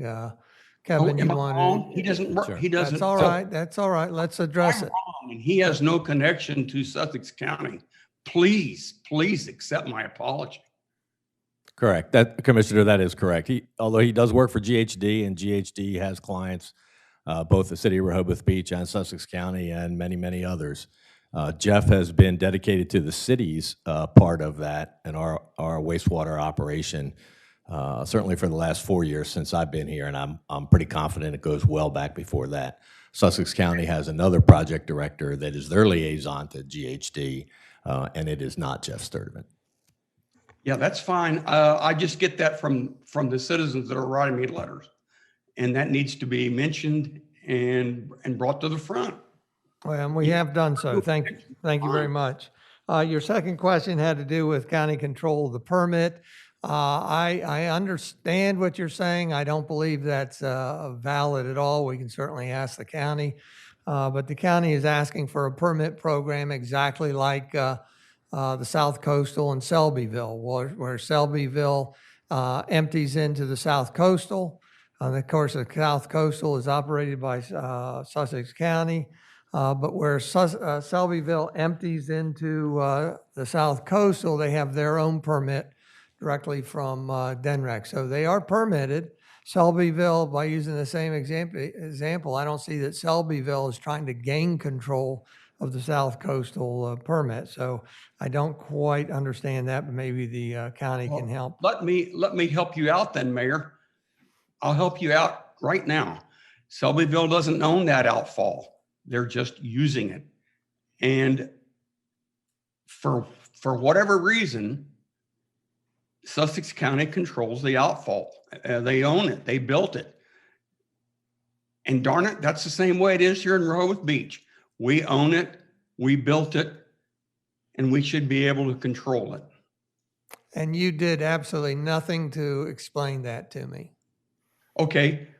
Because County's just name as is you not- indicated, we own the outfall. Sussex County owns South Coastal. Selbyville has their own permit to be able to join the South Coastal. They don't own any of it. Wolf Neck would have their own permit through the county. They would not own any of it. So what am I missing?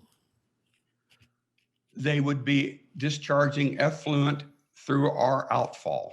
How is that different? How is that different than Selbyville? It just, Let me finish, please. They would be discharging effluent through our outfall that would not be controlled by us. It would be on in the case of Selbyville, their own permit. But for us, it would be on the county's permit. We would not control that. Now, where am I wrong on that? well, that's a different preposition. Now you're saying proposition. Now you're saying you're worried about control. And that's true. The control of the quality of the effluent would be through DNREC in the permitting process, which is exactly the same as Selbyville. So I get your point. Totally out of our control. I get your point. And the third one, I don't know that there's any response that we have on that as far as land application dying out. Anything else, Commissioner, before I go to somebody else? All I know is what I read about sea level rise, and that raises the level of groundwater, which is detrimental to spray irrigation. Those are fairly clear, Mayor. Thank you. Thank you. Susan Gay, and then Commissioner Sharp, and then Commissioner Gossett. Thanks. I want to make my comments in sort of two parts, and I only want to do one part now, and that is a couple questions and comments about the plant flows, and then I want to come back later to some issues about rates and costs. And that is, and I think Commissioner Gossett had asked the question during the presentation, what about West Rehoboth? And that was what I was thinking when I was reading through these slides that we got the other day. And I'm looking at it now, and I do, one of the things I was going to ask is why there was such a dramatic increase in Henlopen acres, which more than doubled its flow, over the last 8 years. So perhaps that's the West Rehoboth stuff is in that bucket. maybe. But from what I heard Kevin say earlier, West Rehoboth is in these figures now. It does include them, right? Pause and let's answer that. Yeah, the West Rehoboth flow is included in the recent numbers. For Henlopen Acres. I don't. And could you, well, could Burt you would know define an that better exact than date I. that that flow began, if you would? Sure, I'll find that out while we're Thank still here. Thank you. Go ahead, Susan. Yeah, and you know what it boils down to, as you showed in another slide, is that we're already 50%, maybe even a little less than. So each year that's gone on, we've become a smaller component, and the other areas become more. Well, nothing wrong with that, but it's more. But it is pretty much 50-50 now. The thing that I noticed when I was looking through, the monthly flow rate and the daily and all that. In fact, I had to get my calculator out to make sure that I was seeing this right, because it was rather dramatic. And I understand the slides that are shown about capacity and how even with this 2 million gallons a day, our capacity's up here and we're just inching up toward it. It's not that great. But the proportion is more than dramatic. I mean, it eclipses our current use. When you look at the annual flow now, 439 million gallons, add more than 700 million to that with 2 million gallons a day. It doubles or triples on a monthly basis the usage of the outfall. Now that may not be much in terms of its capacity, but in terms of proportionately what we're controlling now, and this is piggybacks onto what Commissioner LaGree just said. What we control, what goes through our wastewater treatment plant, is going to be completely eclipsed by what comes from another treatment plant. I mean, double or triple. So to me, that's one of the worrisome aspects of it. So it's not so much the total capacity that we have; it's the control and how much of the effluent we're not controlling. So I'm going to leave it at that for the flow questions and issues, and I'll come back to rates later. All right, Commissioner Sharp. Just quickly, the majority of what I hear since these discussions have begun is really, it's not about volume, it's not about flow. It is definitely about control. It is about differences in the standard of our effluent from that of the county. It's a little bit along the line of some information that seems to be a little bit squishy to me. For example, I thought we had talked previously about the $7.6 million as being a floor rather than a ceiling. But every time I see the figure embedded in slides, it doesn't appear to give any room for negotiation. I could be wrong, but I thought we were looking at it more as a starting point rather than an ending point.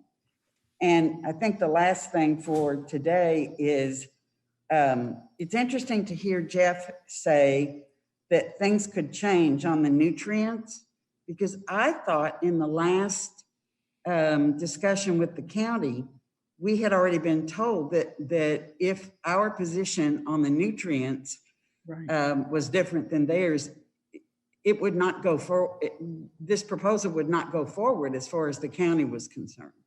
So just to wrap up, when there's some, what I perceive to be some maybe different language being used, or we're not as clear as we might want to be, when this gets out in the public, which it is now, it gets even more and more embedded in perceptions that may or may not turn out in the final analysis to be true. So I think we got a lot of work to continue doing, and especially on communicating with the public on this. Thank you, Commissioner. Jeff, did you want to respond to Commissioner Sharp's note? Yes, Commissioner Sharp. Just to add some more context to that statement is that I'm really pointing out that this is just the beginning of a negotiation, and things change in a negotiation. The county may stand on that and not wish to do nutrient removal, and that would be their choice. But it's just the very beginning of a negotiation, and things change during a negotiating process. Thank you. Thank you, Jeff. Thank you, Commissioner Sharp. Commissioner Gossett. Yes, thank you. Jeff, if you could at some point in the near future just share with us the data that you utilized to determine that it was a 60,000 gallon per day for the addition of the 400 hotel rooms potentially in Rehoboth, just where that data was derived from. And I don't know if this is a question that could be answered now, but something that is, we're talking at one point of 2 permits, one for Rehoboth and one for Wolf Neck or the county. Could those 2 permits be issued with different standards with regards to nutrient requirement and what have you, or do they have to be matching permits as issued by DENREC? And then another question along that, if somebody could provide at a future date, when will we receive really a written formal proposal from the county to really get to negotiation stages? I know we've had a lot of bullet points and discussion points and what have you, but I haven't really ever seen anything as a formal proposal from their side or our reaction to it in that regard as a written proposal. And I still personally have a very strong opinion that this sale of this in perpetuity is not the way that we should be proceeding. To my knowledge, about the only thing that is purchased in perpetuity is a cemetery lot. And I just don't think that that's where we need to be going. Thank you. Thank you, Commissioner. Commissioner Legree. I agree with Commissioner Gossett. All of these problems, all of these hitches could easily be corrected with a service contract. And Sussex County could sign a service contract, and we could issue a service contract. And that's exactly what we've done with the biosolids agreement. The Dewey Beach, Henlopen Acres, West Rehoboth, all are affected by the biosolids service contract that was signed 8 August in 2017. It's been working just great. We have been treating their effluent, sending it out to the ocean, super clean, just been working great. And it's a service contract. I want us to start thinking along those lines. Thanks, Mayor. Thank you, Commissioner. Commissioner Gay, back to you. Did you have any addendums? Well, I do, but it's slightly different, and because it's about rate. I'll go ahead. First of all, one of the things that I've been noticing is that I know that the 7.6 million is is meant to offset a rate increase and therefore be an advantage to taxpayers. But in the current presentation, there are language like that it would probably cover the costs, or that it could be used to fund improvements.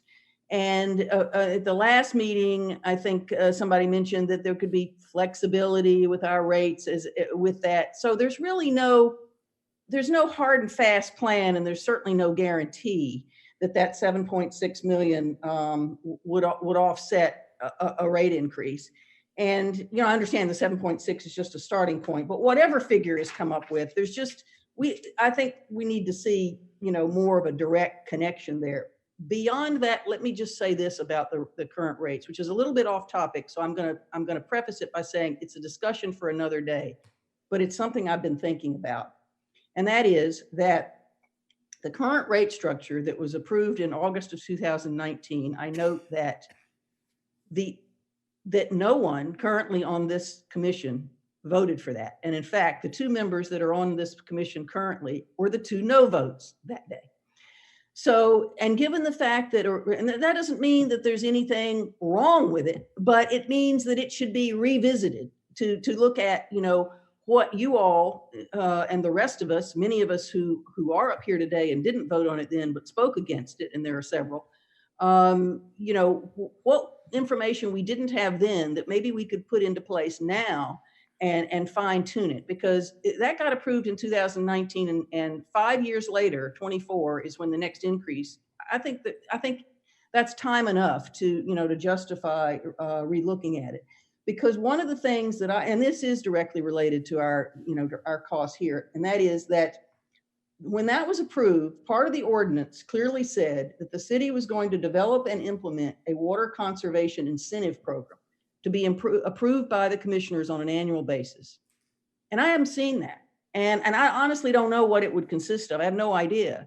But I think that if we're talking about rate increases, I mean, I think people in this community want to conserve. We want, that not only to bring their rates down, but because it's an environmentally good thing to do. And I think we should always pair our increased costs with some sort of incentive. And the same thing's going to happen with the stormwater utility. I'd love to see that kind of incentive. But in addition to that, looking at it, it's an enterprise fund, and seeing that there are profits made on the water side that go back to the general fund, I don't know why those profits wouldn't go to the wastewater expenses, and saved up every year to go to the wastewater expenses, to basically keep all of that within the fund, since we know we have all these expenses to do. I just think we need to revisit that entire situation, not today, obviously, but going forward. But it does impact our decision here, because I think that 7.6 as an offset to the rates is a little squishy. Thank you, Commissioner. Commissioner Gay? No, I'm sorry, Commissioner Legree. The 7.6 is what we would leverage to pay for a $12 million Phase 4 upgrade. In June of 2018, GHD set forth some required upgrades for our wastewater treatment system. And Phase 4, which is what we will be going into in 2024, 2025, 2026, they estimated to cost about, in 2024 dollars, probably 12, 13 million. And that's how you leverage the 7.6, because that's our 58%. And that figures to probably pay for our upgrades. So 7.6 is probably where the county figured that out. I just don't know. Thanks, Mayor. Thank you. Anybody else? All right, Commissioner Bennett, go ahead. Yes, I agree. I believe it's with Commissioner Gossett and Commissioner Legree that I think simplifying this to a service contract makes the most sense. I don't believe we should be doing anything in perpetuity. I do have a question about the nutrient question that seems to be coming up over and over, that if in fact we can find out earlier, sooner rather than later, if that's a deal breaker, a lot of this talk then is for naught. I don't believe we should lower our standards about what goes through the pipe and into our ocean. So for me, I believe that we should stick to that. And if that's our case, we need to get that out of the way first. Very good. Thank you very much. Anybody else? If not, we have a few more questions to pose to the county and to address for you all. And Kevin, you have something? Yes, Mayor, thank you. In response to Commissioner Gossett's question, we started receiving flow from the West Rehoboth pump station toward the end of April, and it increased up to about a constant state toward the end of June of about 250,000 gallons a day. And was that done on a written agreement, or how did that come about? I think it was part of the original, huh? That was part of the original agreement between the city of Rehoboth Beach and Sussex County, where the county could request additional flow percentages, and they did, and they requested to go up to 42%. So this connection to the pipe, when that was agreed to, this is where the county made that connection to their pipe to bring in flow from West Rehoboth. Just for clarification, that is separate than the biosolids contract? It's part of that. It's within the biosolids contract. There's the first part of that is just how we deal with wastewater flow between the city and the county, and the second part is specific to biosolids. Great, thank you. Thank you. Commissioner Sharp? Just one last thing, Mayor, since you said there's more work to do with the county. Could you get a clarification on the size of the pipe? I believe Todd Lawson had stated that the 12-inch pipe would be used with no further expansion.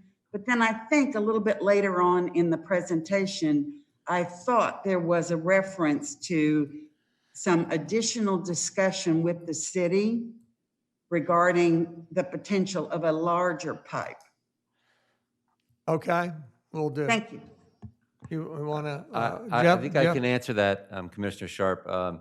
The county made a statement at the end saying that they would agree to limit the pipe size to 12-inch, so that would really act as a limiter to how much flow they could pump over from Wolf Neck. That was their one statement. But they also said that in the connection, if the city was really interested in maximizing the connection and being able to use the Wolf Neck as an emergency storage facility or treatment facility, that the city might come back and say, well, we'd really like that to be 16-inch or whatever inch diameter, so we can pump the entire plant flow back to Wolf Neck if we ever needed to. I think it was just a question, and I guess it's really still part of the details of the negotiation.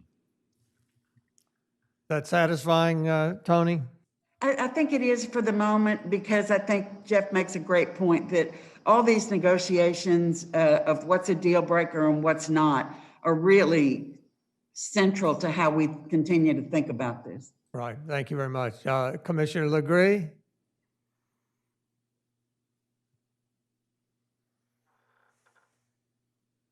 Just off the top of my head, I don't know, but I think a 12-inch pipe can carry 8 or 9 million gallons a day. Jeff, could you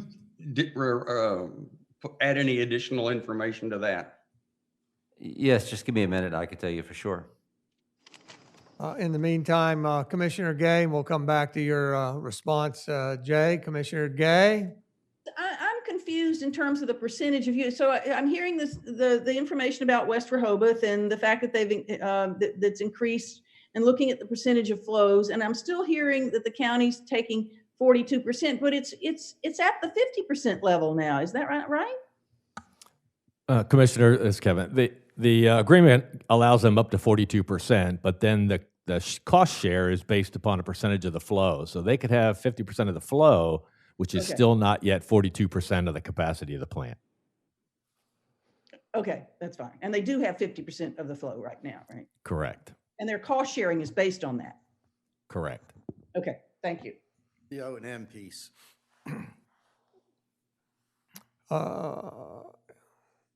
Jeff, you need a few more minutes? Yeah.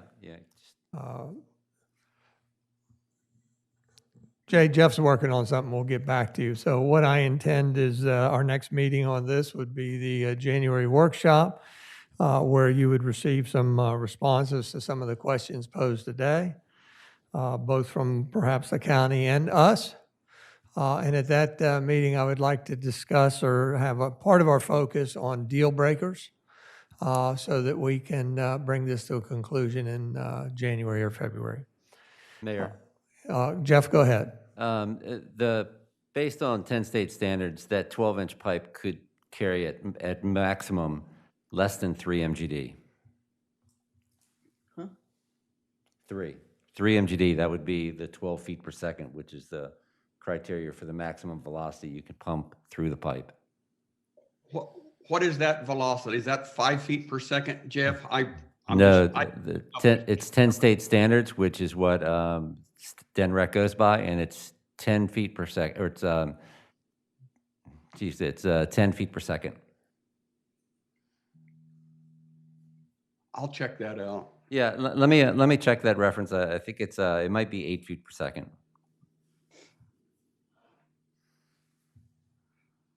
All right, any further questions? If not, there's nobody. Tony has one stand. Go ahead, Commissioner Sharp. Mayor, a while ago, I think you stated, as we began this discussion, about maybe the potential for a town hall. Could you elaborate a little bit on whether I heard that correctly and whether or not you feel, how you feel about that? Well, I think I was reacting possibly to one of the commissioners that mentioned that, probably Susan Gay. And if we want to head that direction, that's fine, but we have to have enough facts to be able to present something to them. And that's why, and also started this meeting with, we're nibbling away at what the facts are. But I can see a lot of concern being voiced by constituents and commissioners. And frankly, I don't want to keep this going on beyond January, February, period. I think it's time that in January, as I just said, that we come forward and answer the rest of the questions that were posed today. Then we focus on some of the deal breakers, and we maybe even take it to a vote at the January meeting on these deal breakers. By example, if we decide that 7.6 million is not enough and it needs to be, as Susan Gay or Suzanne Good has said, it needs to be $50 million, then we need to vote on that, get it resolved, and that will kill the deal and we're done.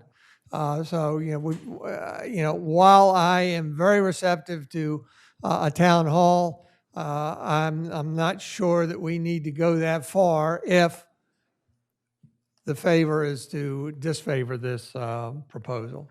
So we'll talk more in January and be able to go forward. Are there any other commissioner comments?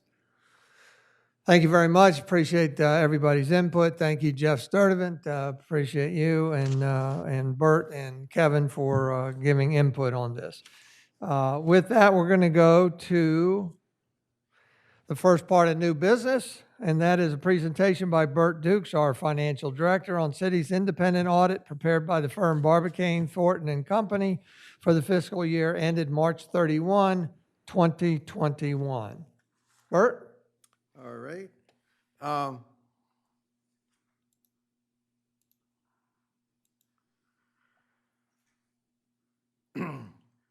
Our year end of March 31st, 2021 is the date of our audit, and I'll be as brief as possible. There are a lot more details available if people have questions, but basically one of the key takeaways is we had a clean opinion, meaning that in the auditor's opinion, there was no material deviations, and that they felt that the financial statements were presented in conformity with the GAAP standards. One thing we do is we have a single audit report not every year. If we receive more than $750,000 in federal money, they require a single audit report. And that audit report is at the end of, if people want to see the details, it's at the end of our audit report, which I believe you've all received. It is on the website, but there were no findings, and that's good. So that was clean too. This is just an index for you to use if you're really looking with some depth. I do a chart every year just to let us know what our cash position is.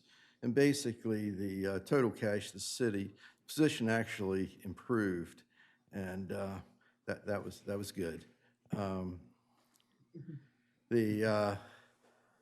the government-wide financial statements, you're talking about the net position of the city. And net position is essentially you're talking about the differences between assets and liabilities. And there was an improvement of over $4 million. So that was a positive. We maintain our books on a funds basis. Essentially, you have your general fund, your water fund, your wastewater fund are three major funds.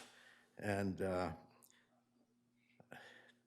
your governmental fund balance, again, you're talking equity, you're talking difference between assets and liabilities, improved by $1.8 million.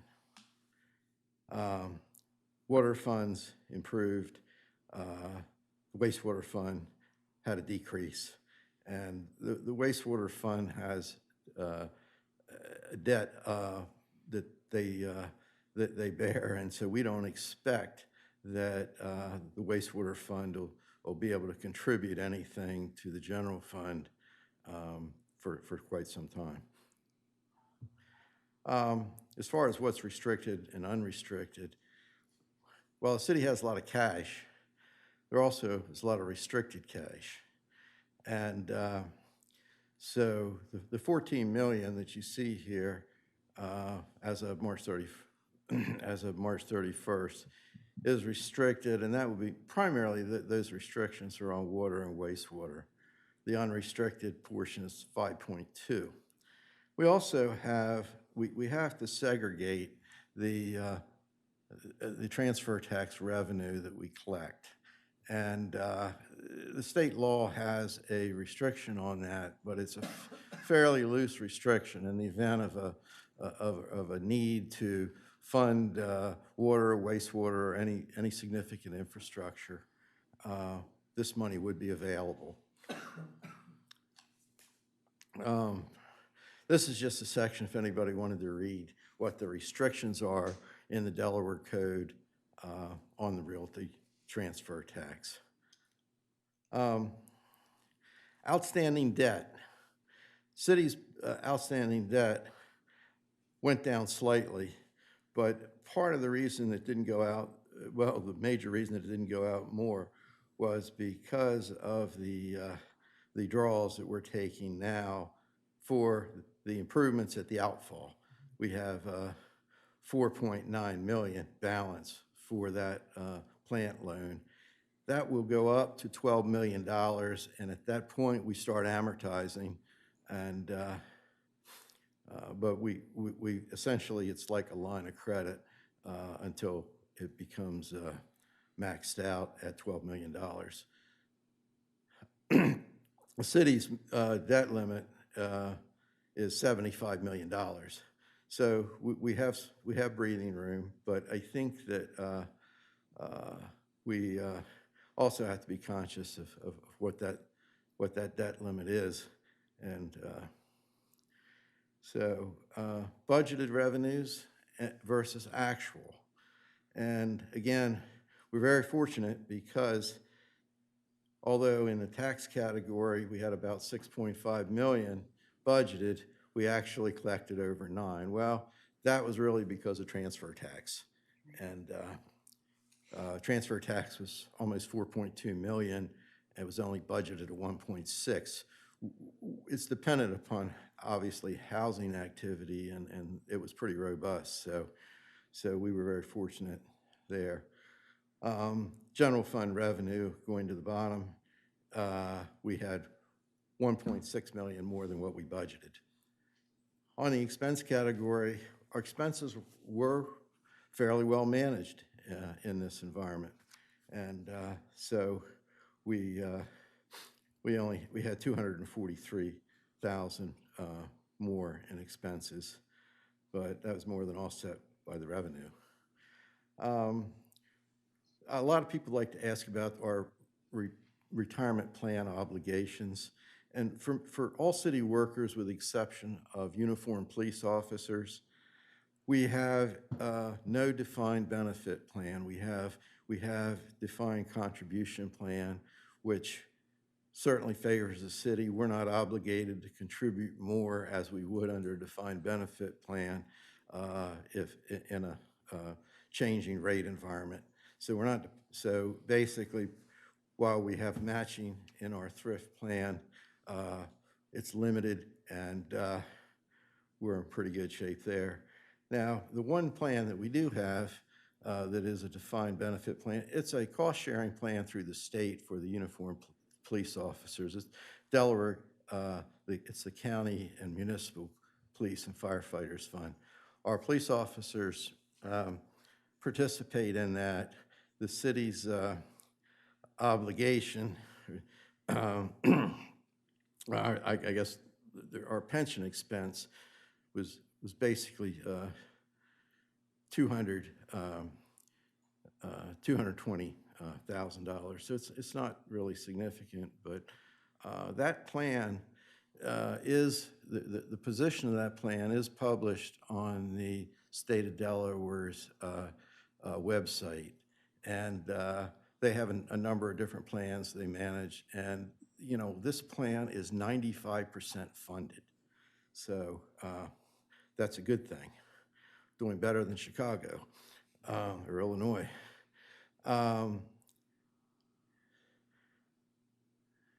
Challenges and risks, and I'll wind it up with this. I mean, basically, I think most of the people are aware of what could happen. Currently, we're using 82% of our borrowing capacity. If you had a major storm and all of a sudden federal assistance was not available, which I would doubt that be the case, then the city would have financial hardship if they had to raise that money on their own. Future pandemics, we dodged the bullet. I mean, the transfer tax compensated for our loss in parking revenue, and we were very fortunate. In the event that the real estate transfer tax was not that great and you had lower parking revenue, obviously you'd be using your cash reserves to fund everything. You'd have to have significant costs in cost reductions. We're basically, I think all commissioners know this, we're a city that runs on user fees. Property taxes represent a very small portion, less than 15% of our total revenue budget. That's unusual, but this does subject us to a little more risk in the event that there was a decline in parking revenue, rental tax, and other user fees. So that's pretty much the summary.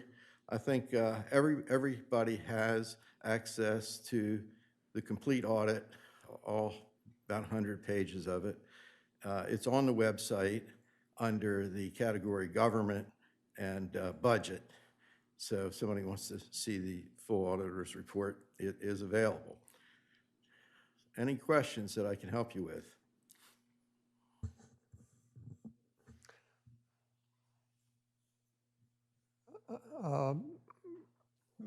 You'll have to speak up because with screen sharing, I can't see anybody raising their hand. Oops. Burt, Yes. when I was on the audit committee, I remember that you carried a substantial general fund balance, which would really come in handy in case of a disaster or something like that. Is that still true? Well, really, Commissioner, what I was talking about is that money that we have collected for transfer tax. It's has a low level of restriction on it, the $6 million. But I think it's fair to say that's sort of a rainy day fund. But it's an awful nice rainy day fund to have. Thanks, Burt. Any other commissioners? If not, thank you very much. Thank you, Burt. Sharon? Thank you, Mayor. I'd just like to thank Mr. Dukes for, once again, another year working with the city's independent auditor, Barbacane Thornton, for his hard work in producing this audit with no findings and no material weaknesses identified. So this is yet again another great job for Burt. Thank you very much. Thank you. And so this will be on our regular December 17th meeting for adoption of recommendations and Correct. approval of financial audit report. Thank you very much.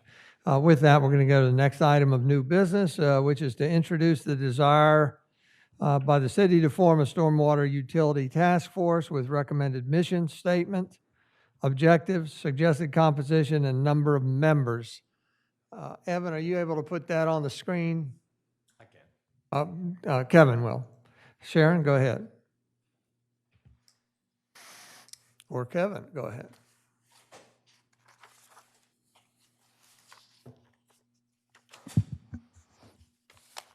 Thank you, Mayor. This is a project that we've been working on for quite a while now.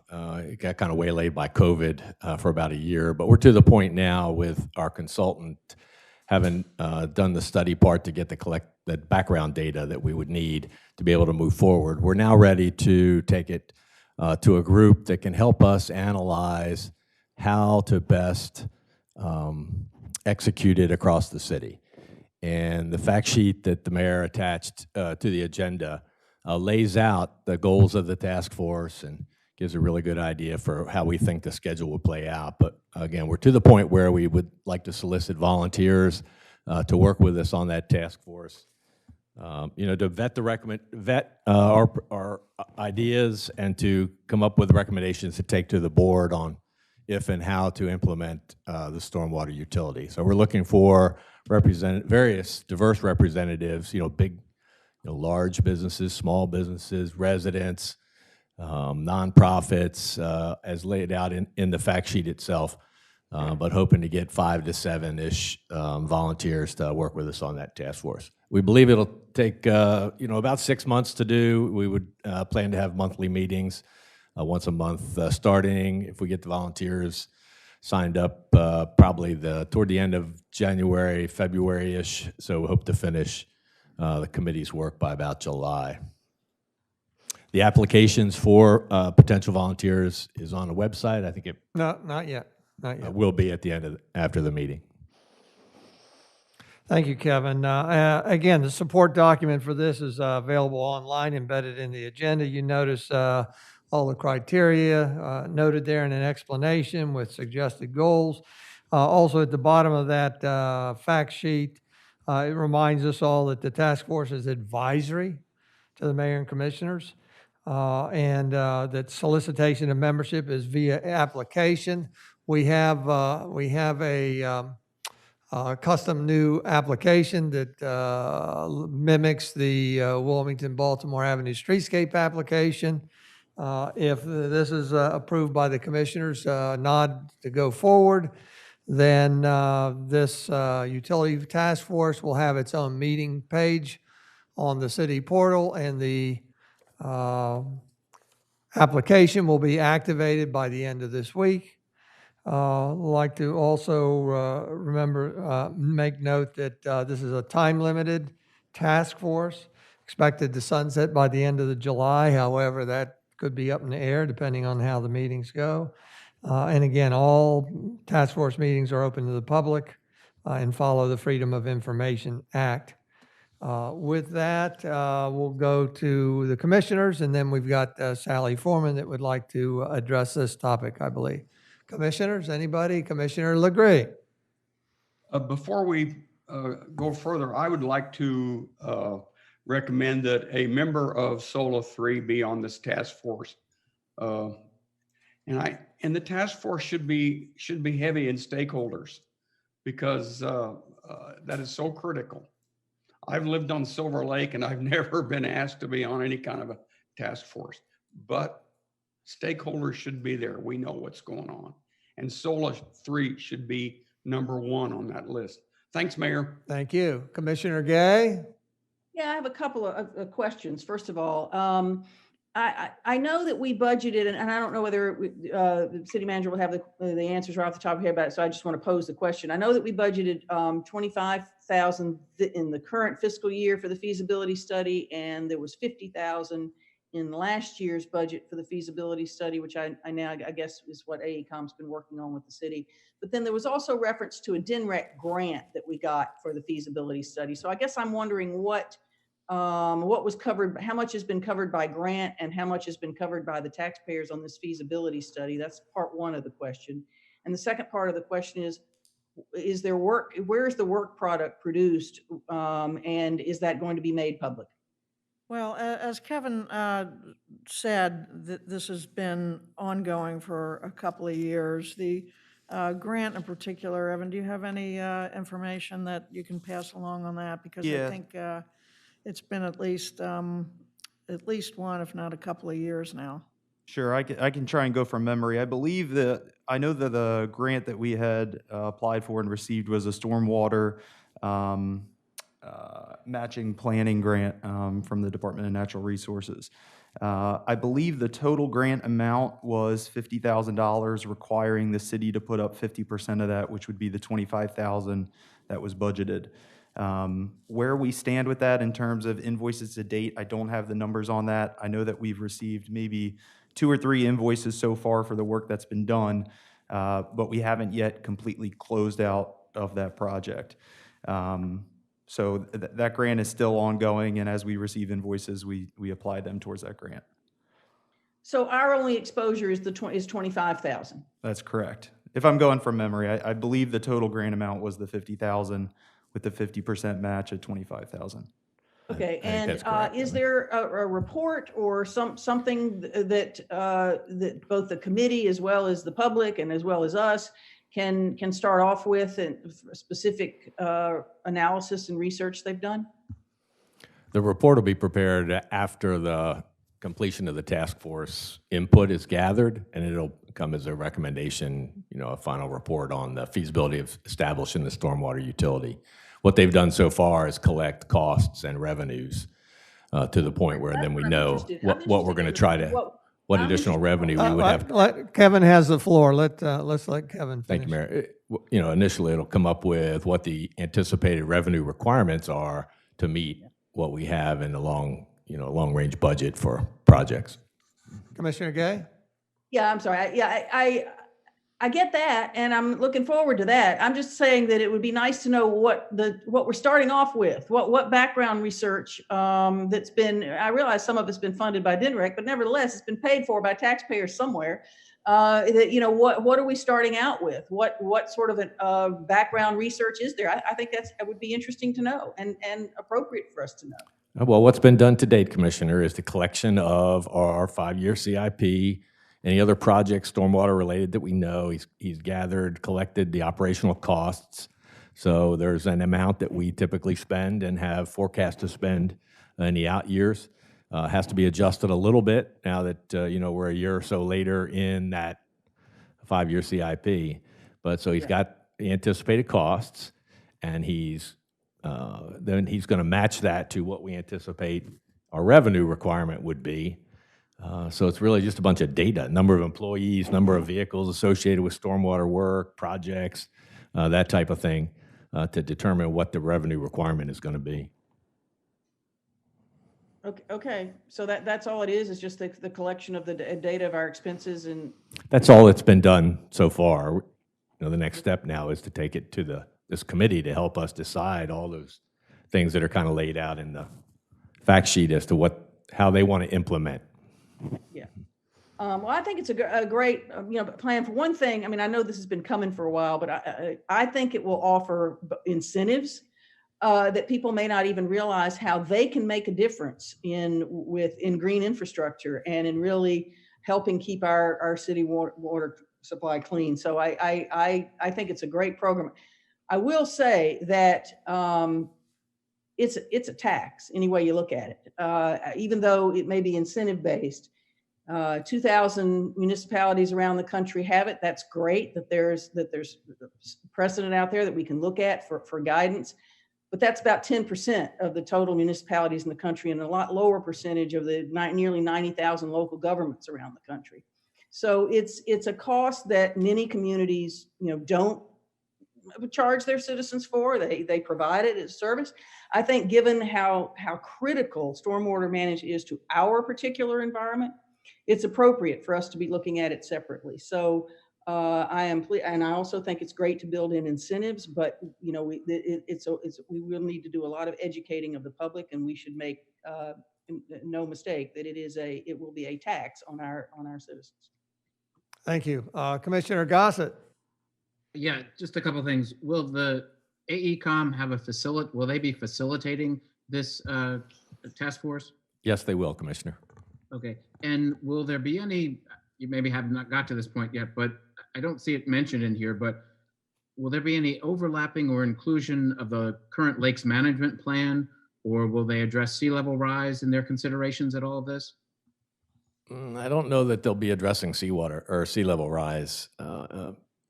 And as far as the lakes management plan, if there's recommendations that come out of that lakes management plan for projects or what have you, while this task force is going on, we would certainly, incorporate that into the program or into the plan. I'm not sure of the timing on both of those, if it's going to mesh real well or not. And the status of the lakes management plan, is Silver Lake concluded or? I can provide a brief status update on the lakes management plan. So it was actually, I think it was prior to the summer, we had representatives from the Army Corps who are working on the project come out and actually do a site visit with us in person.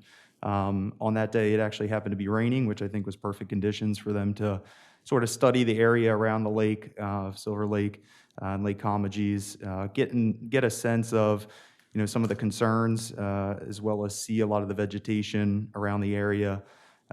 So they had learned a lot during their visit here, and they were going back to their offices to review a lot of the documentation and data that we had provided to them to begin sort of scoping out that final report or draft report that would ultimately be presented.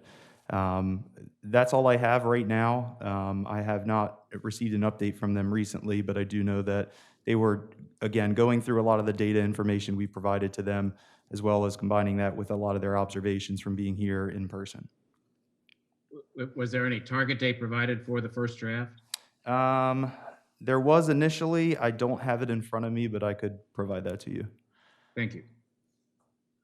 Thank you, that's all. Thank you. Commissioner Legree, please. Months and months and months are going by, and we still don't have a stormwater enterprise fund. And the longer we go and having to take stormwater expenses out of our general fund just puts us that much further behind. And I'm speaking specifically of the water fund. We need to use that money on wastewater, and we need to get a stormwater impact fees set up, and we need to get a fund. Thanks, everybody. Thank you. With that, seeing no more commissioner comments, Sally Foreman, are you on, please? Good morning, and good morning. Good morning. We can hear you. Go ahead, I guess Sally. I should identify can you hear me okay? Yes, ma'am. Okay, great. Identify myself as the president and founder of Save Our Lakes Alliance. And I'd like to start off with the good news that Rehoboth adopted Solicitor's recommendations for developing and implementing a comprehensive stormwater plan in its 2010 and 2015 comprehensive development plans. And we have also included it in our recommendations for the 2022 CDP. We actually met with Kevin, Sharon, Evan, and Mayor Coons back in 2018, where we said the way to support the cost of that plan was through a stormwater utility tax as well as through grant money. However, the not so good news is the stormwater utility tax you are proposing is to pay for individual projects that appear not to address polluting our water bodies. I believe in Kevin's presentation last August, he said that the city is not part of the state's MS4 program that requires a comprehensive stormwater management plan that would reduce nutrients, heavy metals, pesticides, herbicides, organic compounds, fuels, solvents, and all kinds of undesirable elements entering our lakes and oceans. These elements can have damaging effects on both human health and aquatic ecosystems if not treated. Continuing to pollute the ocean through Rehoboth stormwater drains may bring these dangerous elements into the ocean and may also violate EPA's Clean Water Act. So can you explain for us why the stormwater utility tax you are proposing is not to fund a comprehensive stormwater plan as required by the city's 2 approved CDPs, which reflect the city policy and have the force of law? And can you also explain if any of the projects you identify for funding through a utility tax improve the city's polluted water going into our water bodies?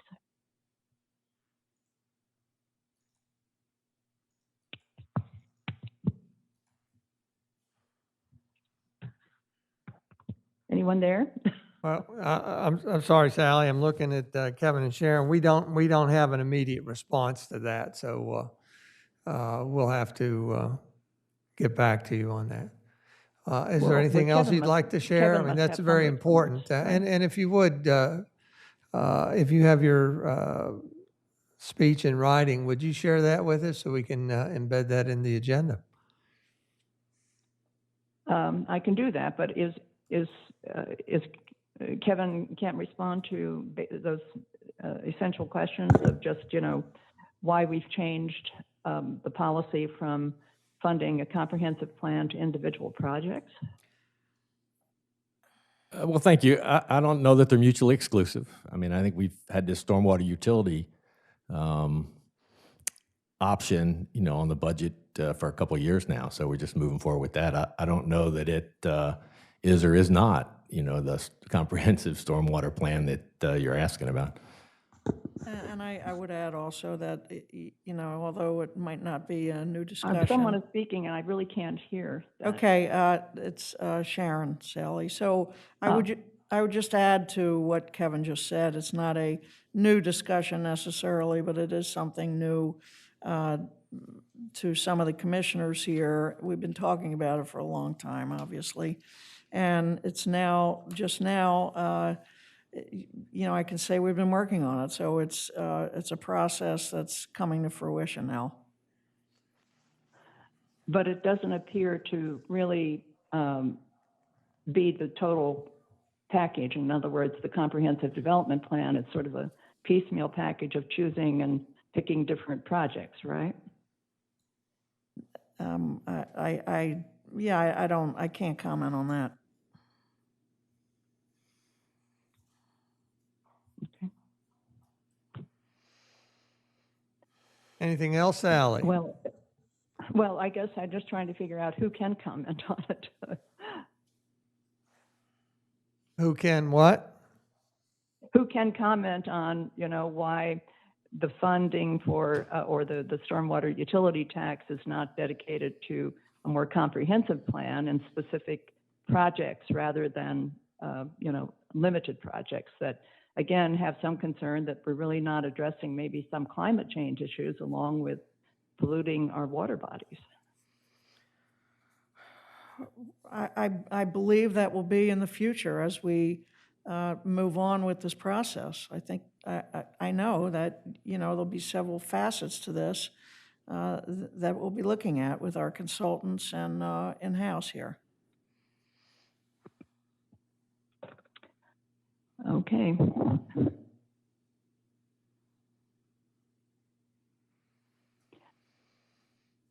Well, if you can't respond to it, I guess, I'll certainly submit the statement and hopefully get some answers down the road. Thank you, Sally. Commissioner Legree.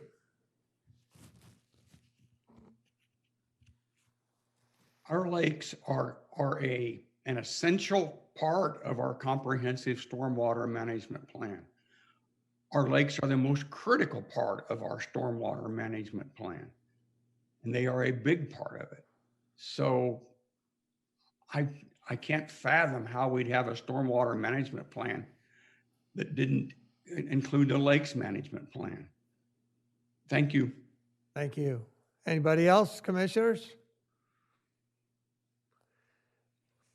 If not, then we'll direct Ann to put that application online, and Lynn Cohen will make an announcement or press release about it, and we'll move forward with this. Thank you very much. Thank you for Kevin, Evan, and Sharon for moving this forward. With that, we're going to go to our next item of new business, which is to discuss proposed amendments to Chapter 92, Automobiles, Vehicle, and Traffic by amending three specific sections of the code on Chapter 92, Automobiles, Vehicle, and Traffic. Sharon? Thank you, Mayor.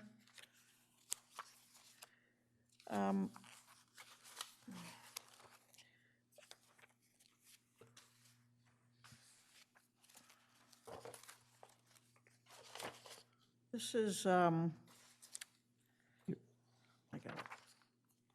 So, Chapter 92 is something that we look at on an ongoing basis.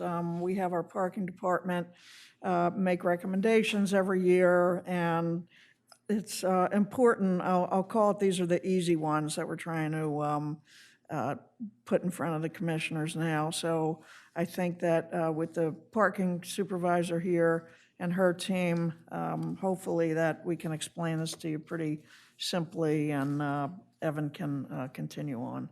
Sure. Thank you, Sharon. So as Sharon mentioned, there are 3 ordinances before you today. All of these ordinances we sort of view as just cleaning up some of the code that sort of reflects current practice. So those ordinances include Chapter 92, Section 65, related to parking areas for handicapped persons. Chapter 92, Section 268, related to non-transferable bus permits for employees. That's in reference to the Park and Ride program.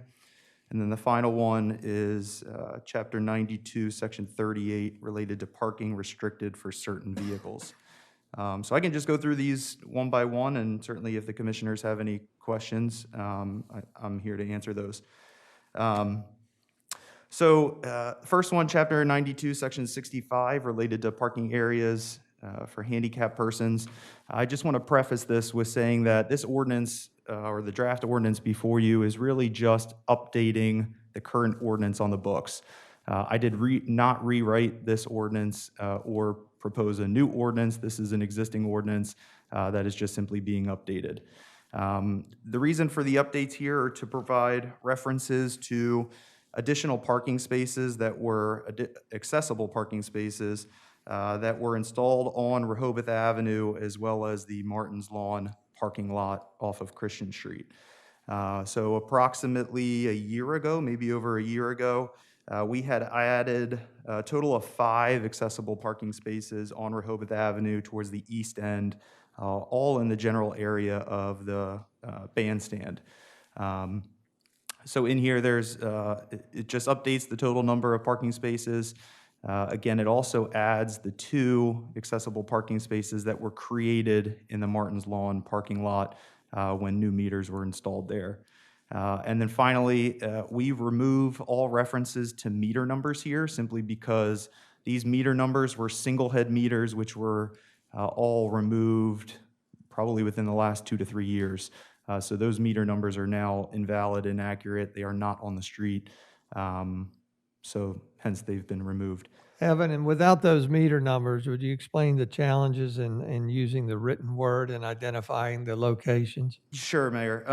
So the challenge is, and I think this goes to some of the correspondence we received late last night, early this morning. The challenge is trying to identify specific parking spaces without referencing space numbers, because as you may be familiar, Rehoboth Avenue is the only street really in town that has spaces designated with space numbers. Everywhere else, Baltimore Avenue, Maryland Avenue, et cetera, they do not have space numbers. Therefore, it becomes difficult to identify specific spaces. And then additionally, on Rehoboth Avenue, if we were to use or reference a space number, those space numbers are actually repeated. So you can see in some areas of the code, we call out a specific meter number and those spaces. So it is possible, obviously, that there are spaces 2 and 3 in separate zones controlled by separate meters. So with that being said, we opted to remove any reference to space number or meter numbers, just to, again, try and keep it general and consistent across the entire city.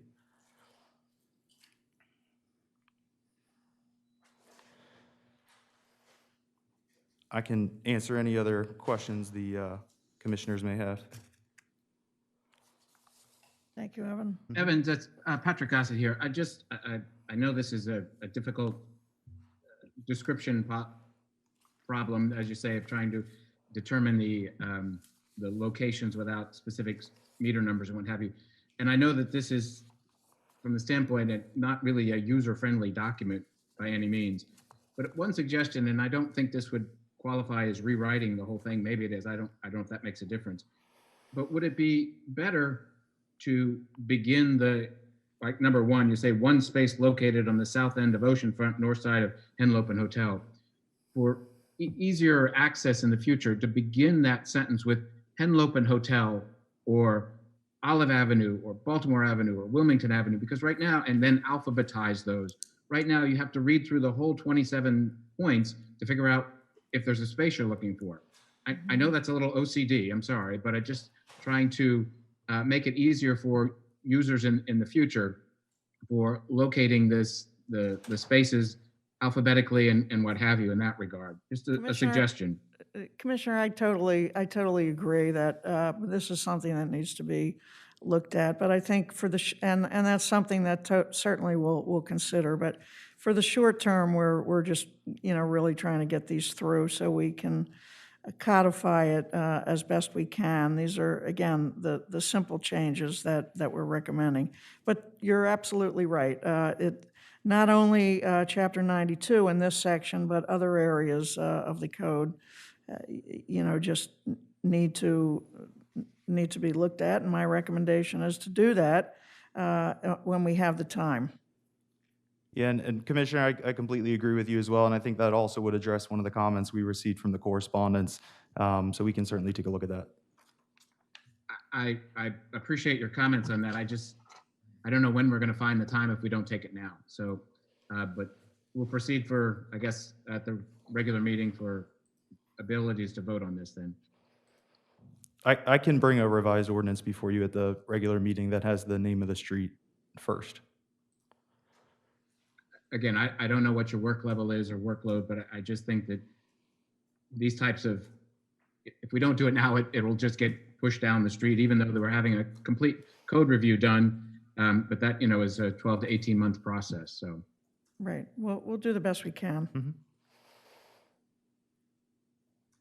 Any further questions of Evan regarding 92-65? The intent here, of course, is for these three ordinances, if we're ready to put them for consideration at the December 17th regular voting meeting. Hearing no questions, we'll go to review of 92-268. Evan, if you could tell us the genesis of this a little bit and how much we've spent in past years subsidizing this and Sure. where we are today. Thank you. Sure, thank you, Mayor. So Chapter 92, Section 268 relates to non-transferable bus permits for employees. I do not have the numbers in front of me. That was something that Vicki Hatton, accounting supervisor, had tracked pretty closely. So we could certainly provide those numbers to you if you're requesting that. But I believe off the top of my head, it was anywhere from $15,000 to $20,000 a year the city was subsidizing in park and ride fees. So specifically, this program was eliminated 2 years ago when the DART program, the park and ride program, had done away with the $10 fee to park at the Rehoboth Beach Park and Ride. At the time, the city was subsidizing $2 for employees to park in that park and ride parking lot. So essentially, the city, if the total cost was $10, we subsidized $2, so $8 is what the employee would pay. Again, the DART had done away with the fee at that parking lot, so there's no longer a fee associated with parking there. Additionally, the cost of riding the bus for one day is $4. So in addition to eliminating the entrance fee into the parking lot, they've also reduced the price of the daily permit significantly. So this ordinance before you just eliminates that section of the code, which again is no longer practice. Any questions? This I have to talk with Mr. Mendelis. There may be a different format that we want to present because I think it might be easier just to say we are deleting this section, because the way it's written now, we still have that section with nothing in it that would be in the agenda. So anyhow, just be aware that that will be on the agenda, but it may be in a different format. Yeah, there won't be thank you, Mayor. There will not be a substantive change, but I'll send you, Evan, by email, some other language. Thanks. Thank you. And we'll go to the proposal to amend section 9238 relating to parking restricted for certain vehicles. Yes, thank you, Mayor. So the ordinance before you here, Chapter 92, Section 38, parking restricted for certain vehicles. Essentially, what we're trying to do here is amend the ordinance to reflect the size of consumer road vehicles that are on the street now.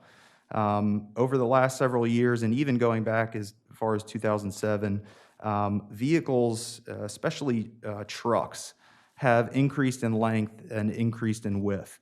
So the ordinance or the code currently reads that any vehicle that is 21 feet, 2 inches in length, or 8 feet in width or wider is not allowed to park in any street within the incorporated limits of the city of Rehoboth Beach.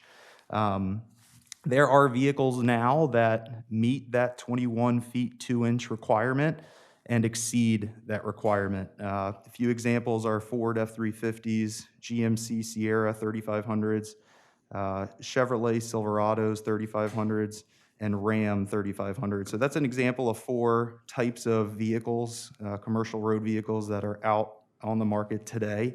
That can be anywhere from 260 inches to 266 inches long and 96 inches wide. So just updating the code here just ultimately brings the code up into conformity with some of the size of the vehicles that we see on the road today. Any questions by the commissioners? So we're adding 1 inch in width. We're adding what, 13 inches in length to accommodate new size vehicles that are, let me see if I have any. Commissioner Bennett?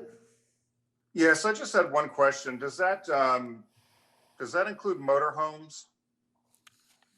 Yeah, so that actually, I believe that section of the code is actually intended to prohibit, large RVs, motorhomes, things like that from parking on streets, especially metered parking spaces in the city of Rehoboth Beach, because when they park in certainly the metered area, there's a big concern for safety as they impede traffic, take up multiple parking spaces, et cetera. All right. What about in residential areas? So this doesn't pertain to that? It would also pertain to that, correct. So we've got essentially also within this code or section of the code, it says that no vehicle over 40 feet may park within the city of Rehoboth Beach. And then there's a separate section of the code, which I don't have in front of me, but that deals specifically with buses and motor buses, which prohibits them from parking in the city. Okay, thank you. Mm-hmm. Is Julie on? Okay. Thank you. Are there any more? I don't think there's anybody, members of the public interested in this topic, so we'll move on to the next item of, thank you, Evan. Wait a minute. Up, I have a couple of comments. if I Commissioner could. Gegg, yes, I'm sorry, I overlooked you. Go ahead. Well, first of all, going back to the handicap spaces, this is the first time we've really looked at this and studied it. And I don't know, is the intent to pass this at the December regular meeting? Well, the intent is to consider it or vote on it, yes. Because I think it would be useful, and I had some correspondence with Carol Everhart about this. The number of handicap spaces available is something that the chamber gets complaints about from time to time, and I think it would be good, since we haven't really discussed it with the community, to to get the input from the businesses and look at some of the questions that came in the one piece of correspondence we got, and to look at that in a little more detail before we finalize it. And I don't know that could be done and vote on it at the December meeting. We really haven't asked, we haven't gotten any feedback. Commissioner, if Carol has provided you with any comments, I'd be happy to take a look at those comments. I can certainly take the time. I don't know that I'll be able, I should be able to do it by the December regular meeting, but I could plot out the existing parking spaces on a map if that's helpful. That'd be useful from a number of perspectives, but I guess I'm just mostly referring to the timing here. The fact that we're just now seeing this. I mean, I just got it, Friday night, so I really haven't had a chance to devote time to it, and I'm concerned that we're moving ahead with something when perhaps we need more input. Sure. I don't know if it would change anything or not, but it seems like an important topic, frankly, for accessibility. I have had the opportunity to take a look at the correspondence that was sent last night and provide some comments. I could go through those comments. I think certainly by incorporating Commissioner Gossett's comment about referencing the street name first, I think that would address some of the comments that was provided in the correspondence. There were some other comments mostly related to formatting, which is simply just adding a space between some of the words. Other than that, I mean, I think most of the comments have been addressed. One thing I'll say is one of the questions or points raised in the correspondence was about signage, which designates a particular space. That the article right now does not reference signage, but it does reference the requirement for a license plate or hang tag. So that's mentioned in Article 8, parking for handicapped persons is just in this section just before that. We did talk briefly about which spaces, so trying to identify with more specificity those spaces. Again, that's just the challenge of having space numbers in some areas, not having space numbers in the other areas, and trying to eliminate references to meter numbers which are not there anymore. Okay. And then I guess the other question I have, and this won't be part of this ordinance, but we don't have anything in our code that requires in our, when a business is required to provide parking, and there aren't very many, but when they are provide, does any portion of those have to be handicapped? I don't think so, right? Not from a business, no. That comes from the city in particular. Right, well, that's what I'm saying, though, that no parking code requirements per code involves a portion of those having to be handicapped. We may want to look at that, along with many other things to look at in the parking code, but we may want to look at that separately. Okay. Yeah, I think mostly with the businesses, it deals with sort of on-site parking requirements. All of the on-street parking is an operation of the city. It's a municipal program. No, I'm talking about on-site. I'm just saying it's brought up an interesting issue that in terms of availability of spaces, if we're going to require parking, maybe a certain percentage of them should be handicapped parking. Yep, and I think there are actually federal guidelines out there which stipulate the number of accessible parking spaces that are required within a parking program, specifically like a parking lot. Great. Yeah. Need to update the code. Thank you. Commissioner Gossett. Just one quick question. I'm assuming since, Mr. Miller, you've been deposed in this ADA lawsuit, that anything that's involved in that lawsuit has been reflected when possible in these changes? That's correct. All of this work actually was done prior to that. Okay, thank you. Commissioner Czarnowski. Thank you. Mayor, my only comment is I'm in favor of all of the changes, but it made me think when Commissioner Gossett talked about putting the street names first in alphabetical orders for ease of people to read. I certainly wouldn't expect anyone looking for a handicap spot to go through our ordinance and search for where there's parking spots. Evan, we do have someplace on the website or the parking map, handicap spots are identified, correct? That's somewhere. Yes, Commissioner, that's correct. So we stipulate that on the parking and walking guide, which is updated every year. Okay, great, thanks. Anybody else? If not, thank you very much. We'll move on to the next item of new business. Okay. The next item of business, we're waiting for Julie to come on board. With that, I'm going to just skip over to Commissioner announcements and comments. We'll come back to the design manual. Are there any Commissioner comments and announcements? I'd like to give a shout out to Rehoboth Beach Main Street and all the participants and volunteers that worked with the community unity last night. It's back, it's well, it's surviving. It was just absolutely fantastic. So I thank everybody that was involved. And are there any further Commissioner comments? Commissioner Gay? Yeah, I have a couple. Actually, one of them I just thought of during this meeting, and that is, I'm not sure what to do about it, but I'll just put it out there as a question.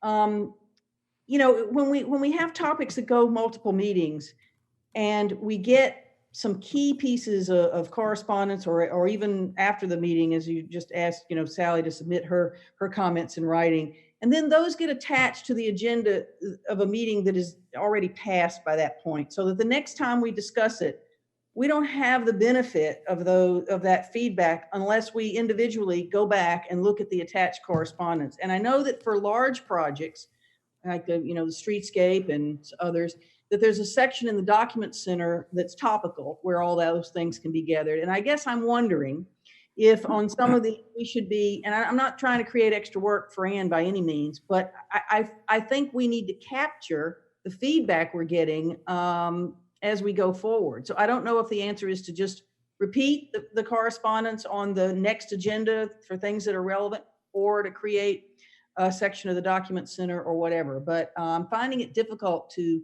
keep track of input that we've received when the discussion moves forward. Well, I appreciate that, and I do think the onus has to be on the commissioners. Ann does a fantastic job.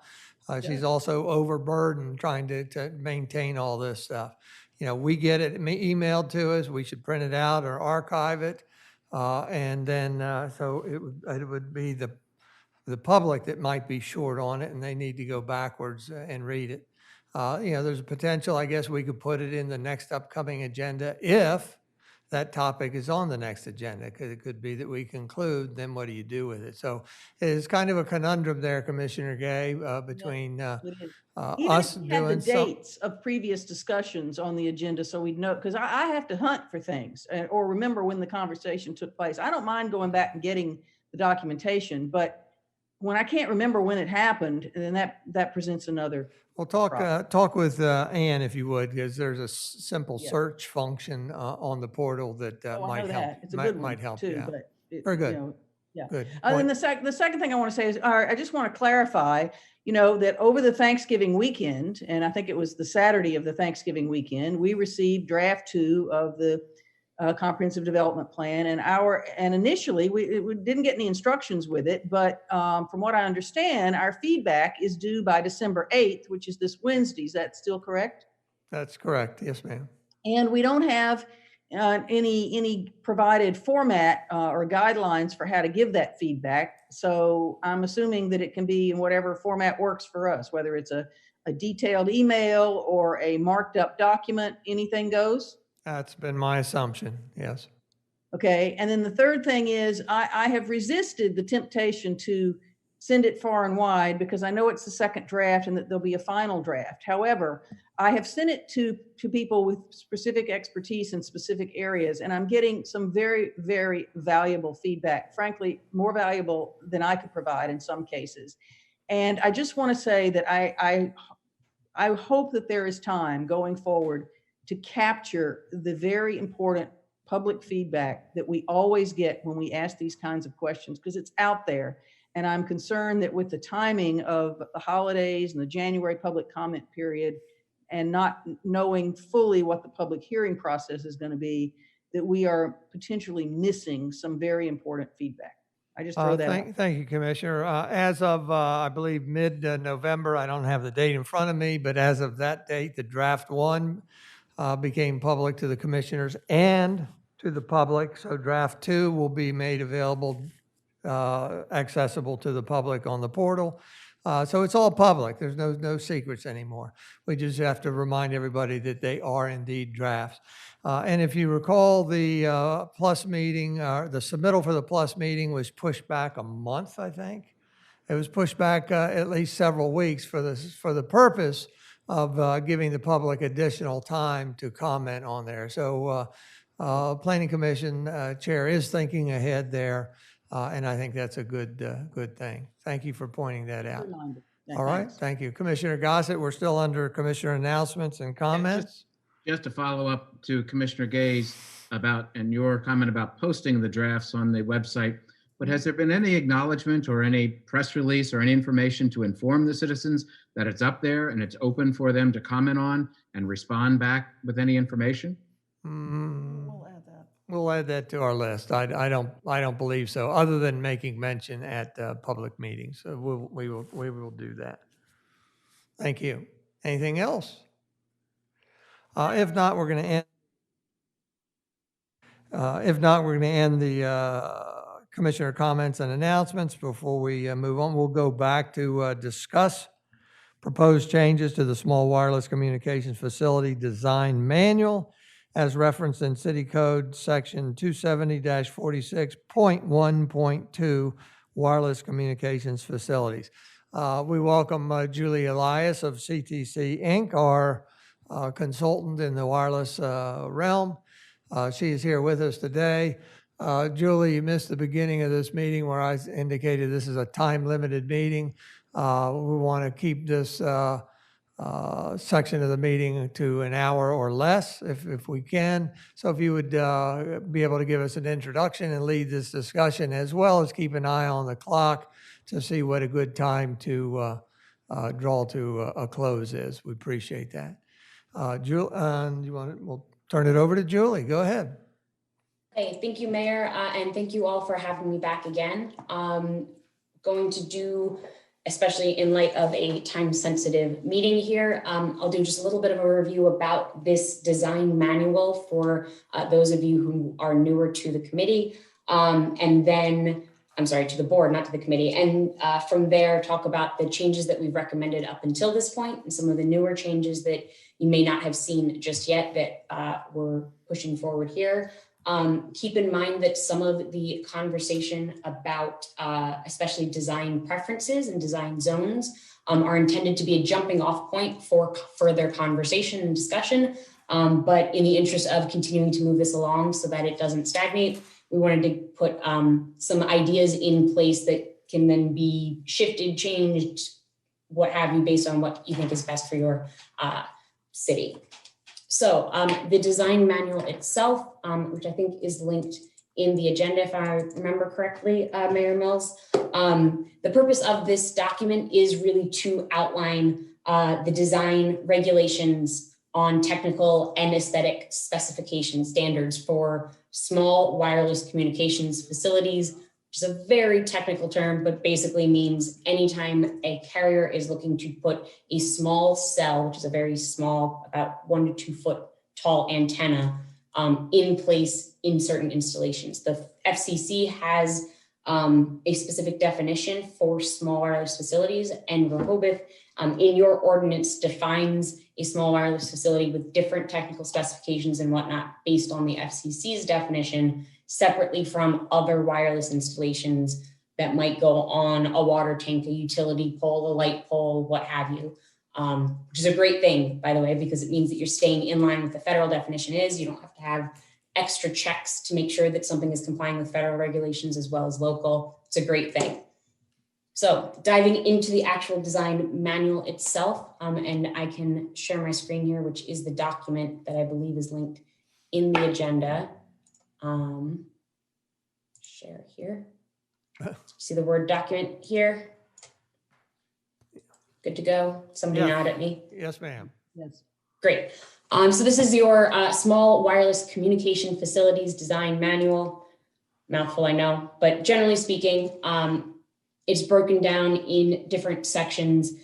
First section is definitions. I'm not going to go too granular on this. You all are very intelligent, which outlines different terms that will be used specifically throughout the document. What we at CTC have done here, and some of these changes that I'll be outlining primarily will be familiar to those of you who were here for my presentation. I think it was October 4th. The initial set of suggestions that we had made and included here really focused on about 3 or 4 major categories. The first being application types. So that is this here replacement. That would be this new, this new modification or modify. And the purpose there is to look ahead to when CTC will be helping Rehoboth with processing these applications, creating standards for how to move applications through the process, what will be required for each type of application, depending on what a carrier is looking to do. Second is change that was sort of made throughout this document. The previous version of this had interchangeably used the term wireless support structure and a utility pole. We went through and made that consistent so that it was always using the term wireless support structure. That term actually comes directly from the ordinance itself. The purpose here being that small wireless facilities are allowed on a number of different support structures, be it, as you see here, a pole, a tower, base station, a building, etc. So again, just using the broad term to encompass anything that can support a small wireless communications facility per your ordinance in that regard. One of the next big changes that we made was about the accessory equipment standards, as you see here.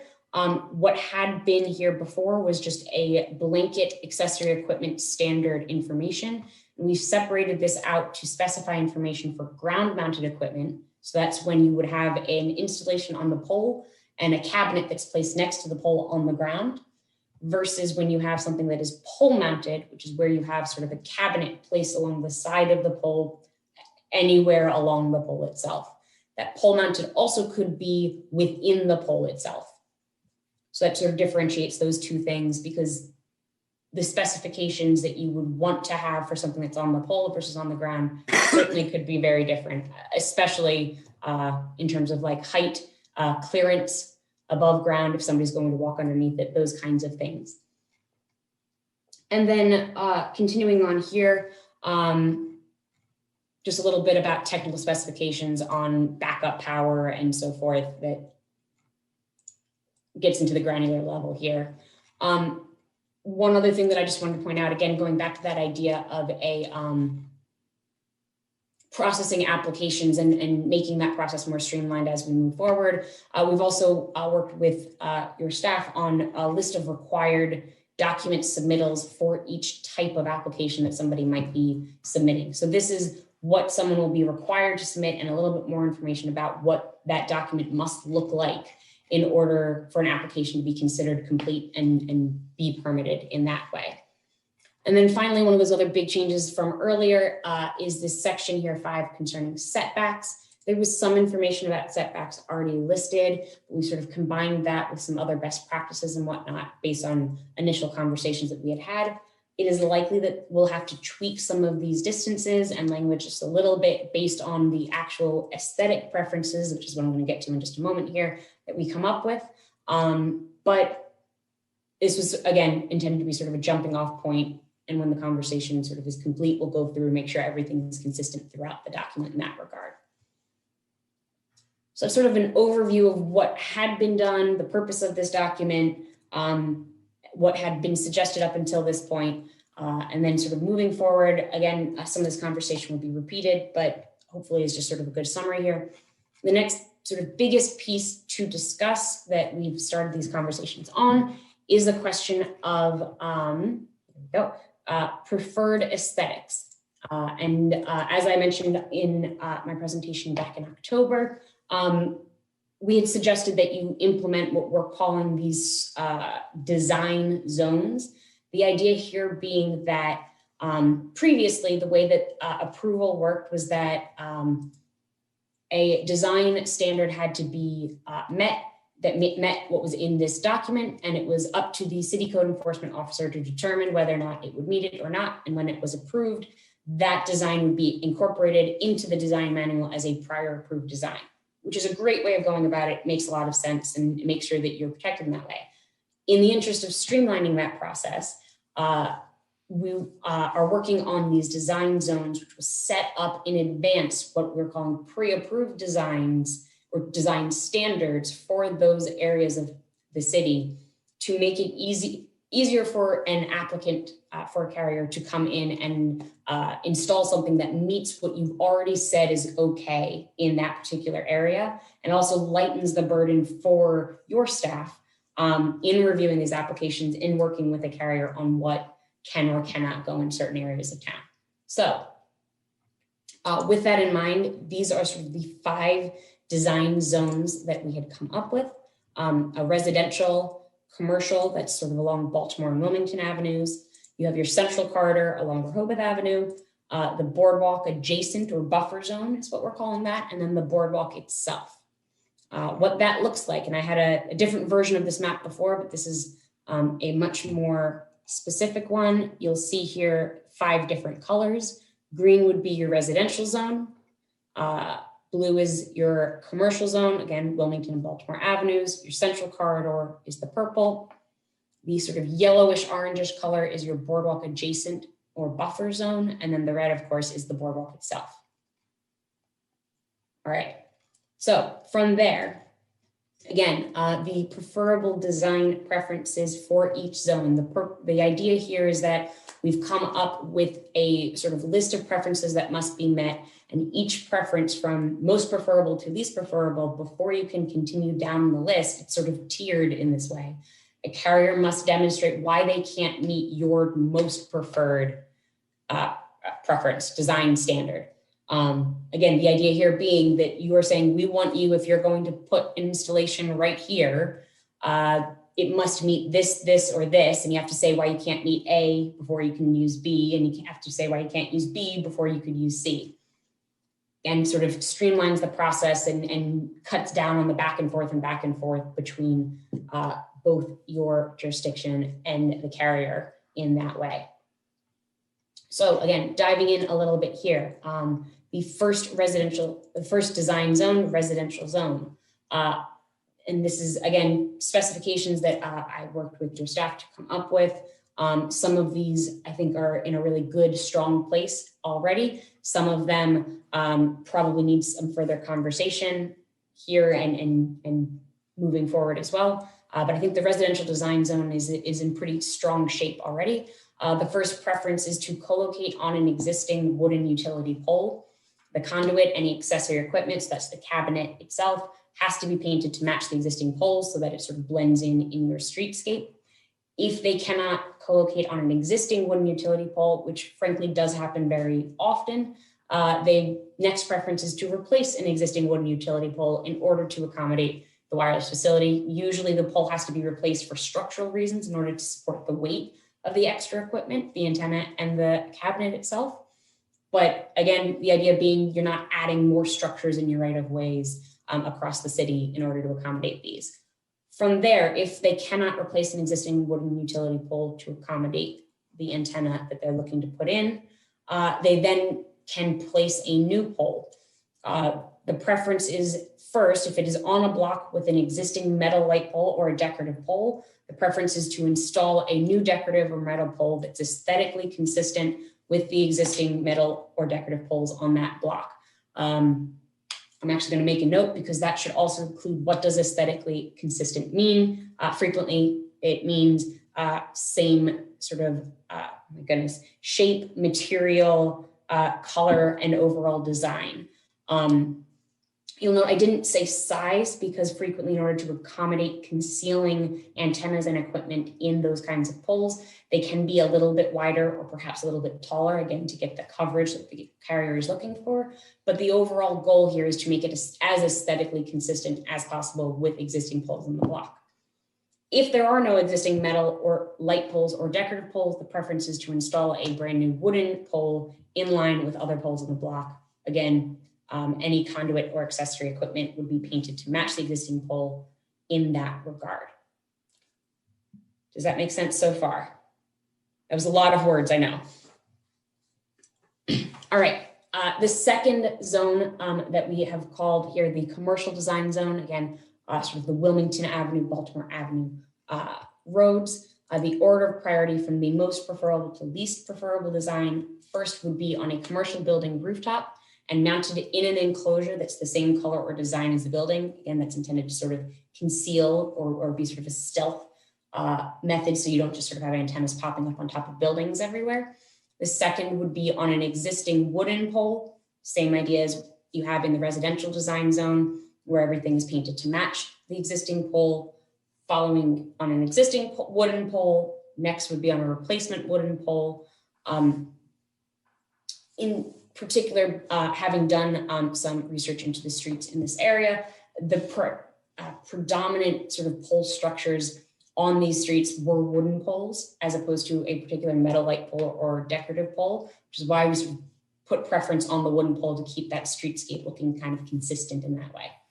So if a carrier demonstrates they could not mount their antenna and equipment on an existing pole and can't replace an existing pole to accommodate that, the next preference, as I was just saying, would be on a new wooden pole that again would be in line with other poles on the street and would be painted to match, any equipment painted to match again.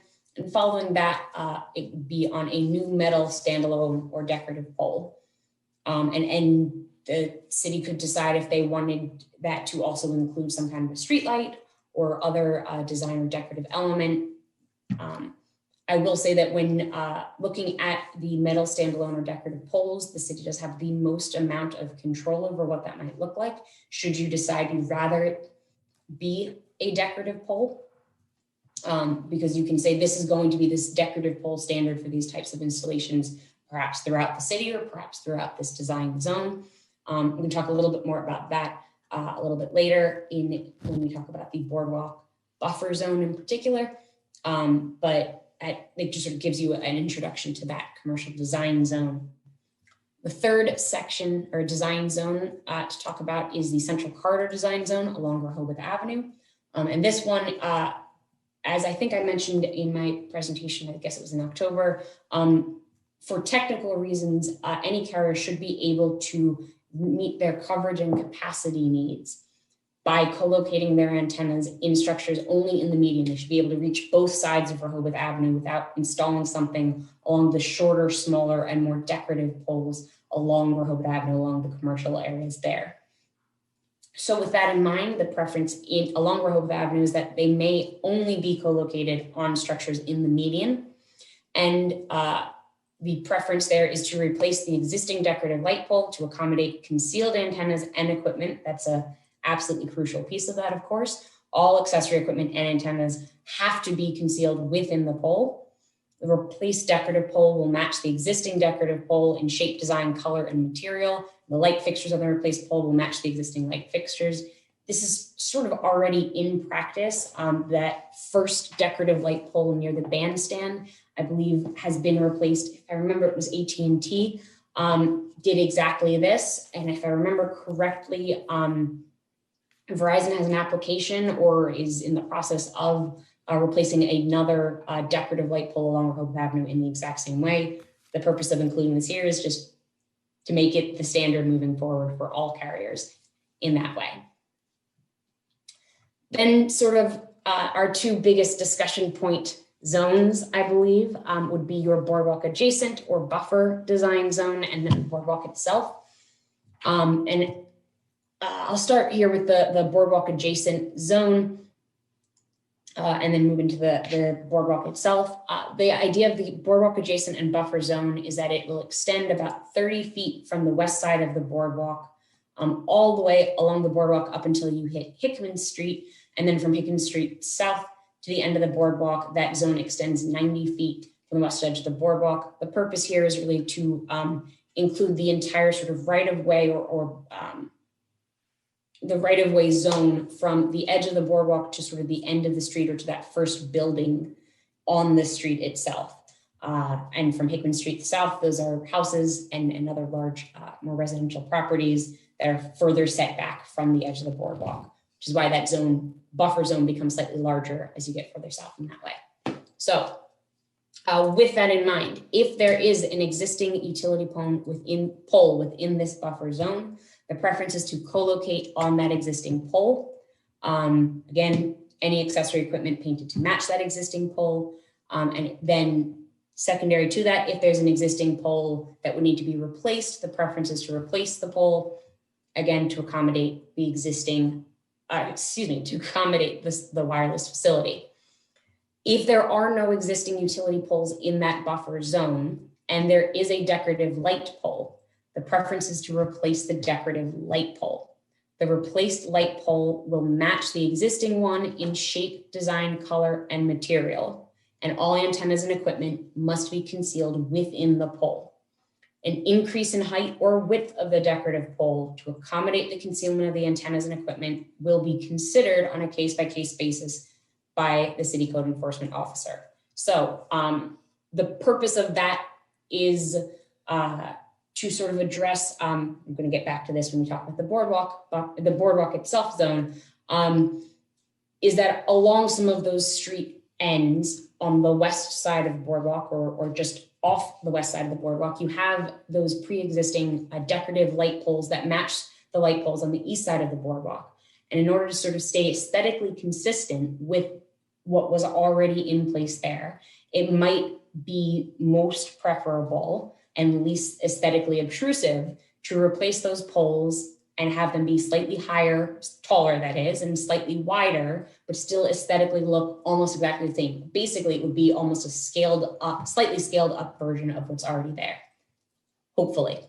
Again, that's why that clause at the end there is included, that it would be considered on a case-by-case basis, because if a carrier comes in and gives you construction plans that show that they wouldn't really be that consistent, that's when you say, well, actually, no, this doesn't really match what's already there and would not be okay.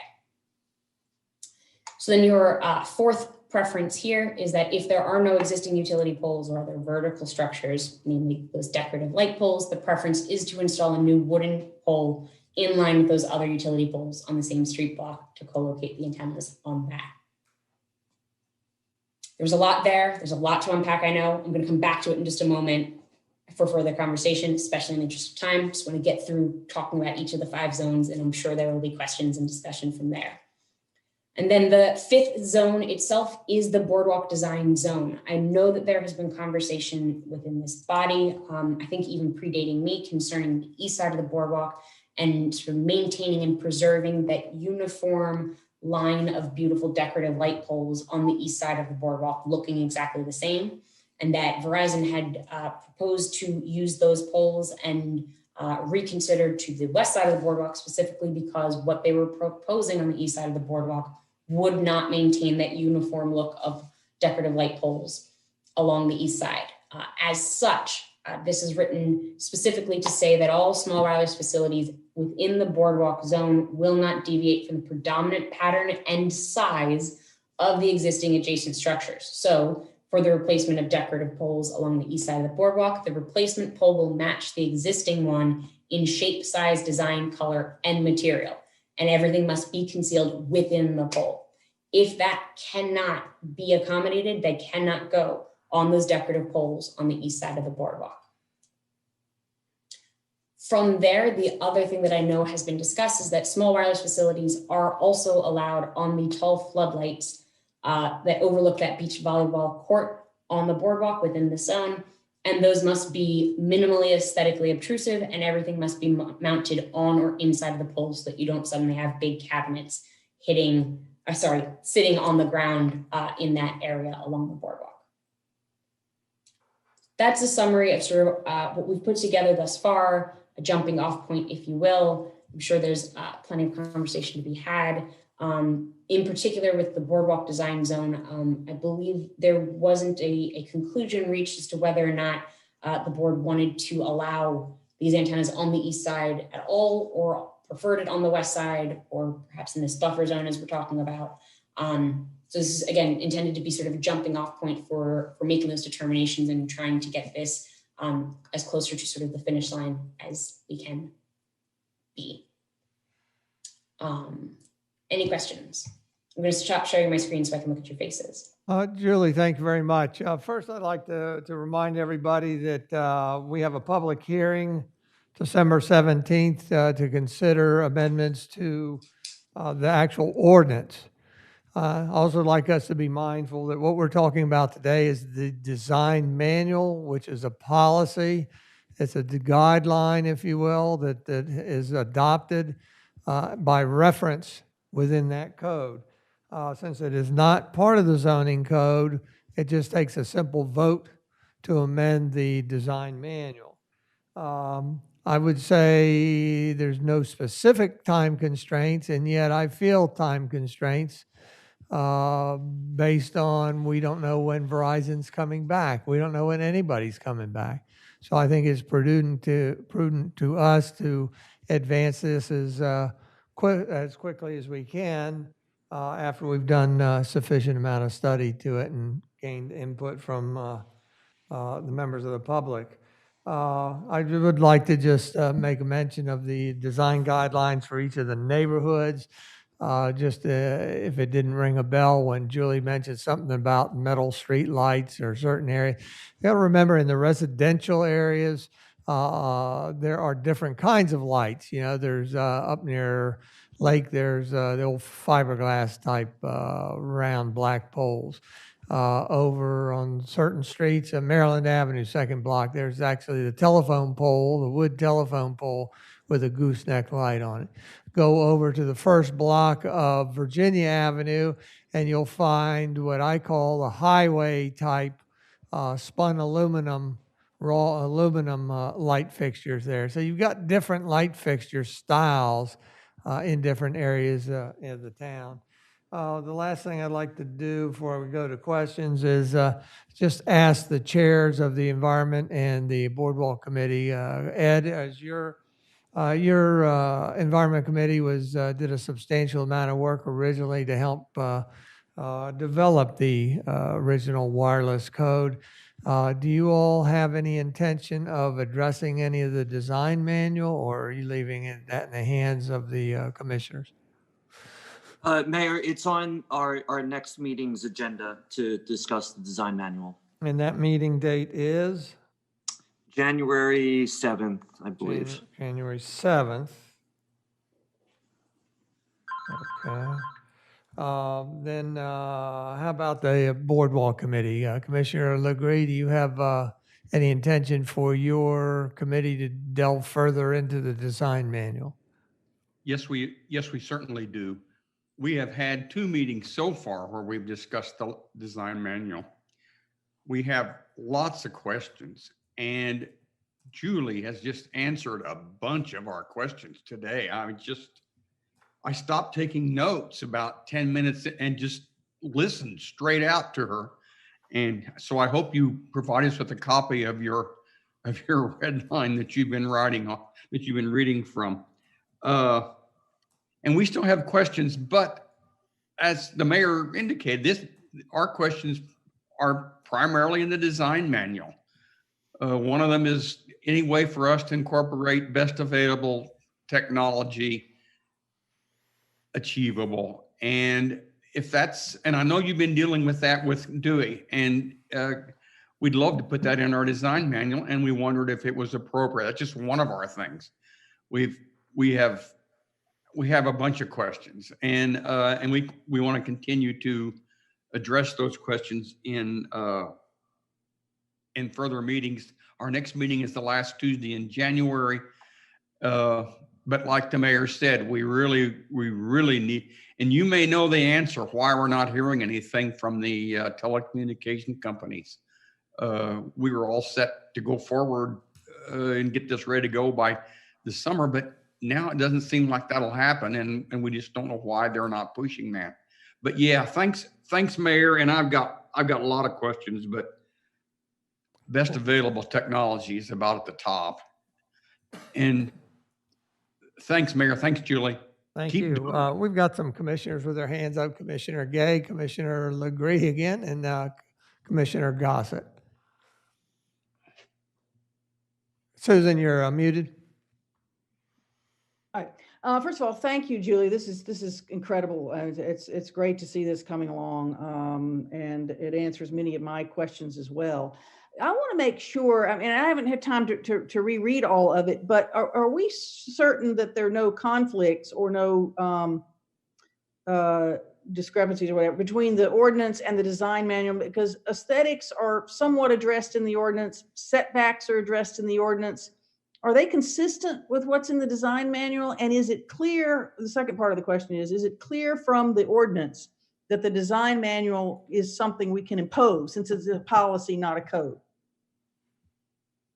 Just writing down your questions so I can double check it. If I remember correctly, I'm pretty sure this is correct. There is a number of design and aesthetic preferences that are listed in the ordinance, correct. However, in the section specifically pertaining to small wireless communications facilities, it outlines none of those setbacks and none of the design preferences, and instead says that those will be set in this policy separate document, which is why we've gone about making the suggestions that we have in the way that we have, instead of incorporating some of those design preferences into the ordinance that exist in the ordinance for example, more macro large antennas installations on those big tall towers or water tanks or whatnot. Okay, great. My understanding is exactly as you're saying, that there is not a discrepancy there, but I will definitely want to double check on that.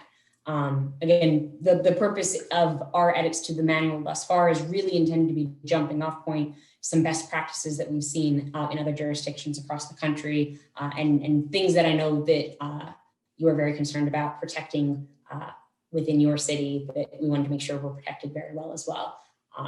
We are here to help you with the things that are most important to you. And so, while still allowing these to be installed, because as per the FCC, you can't stop it from happening, unfortunately.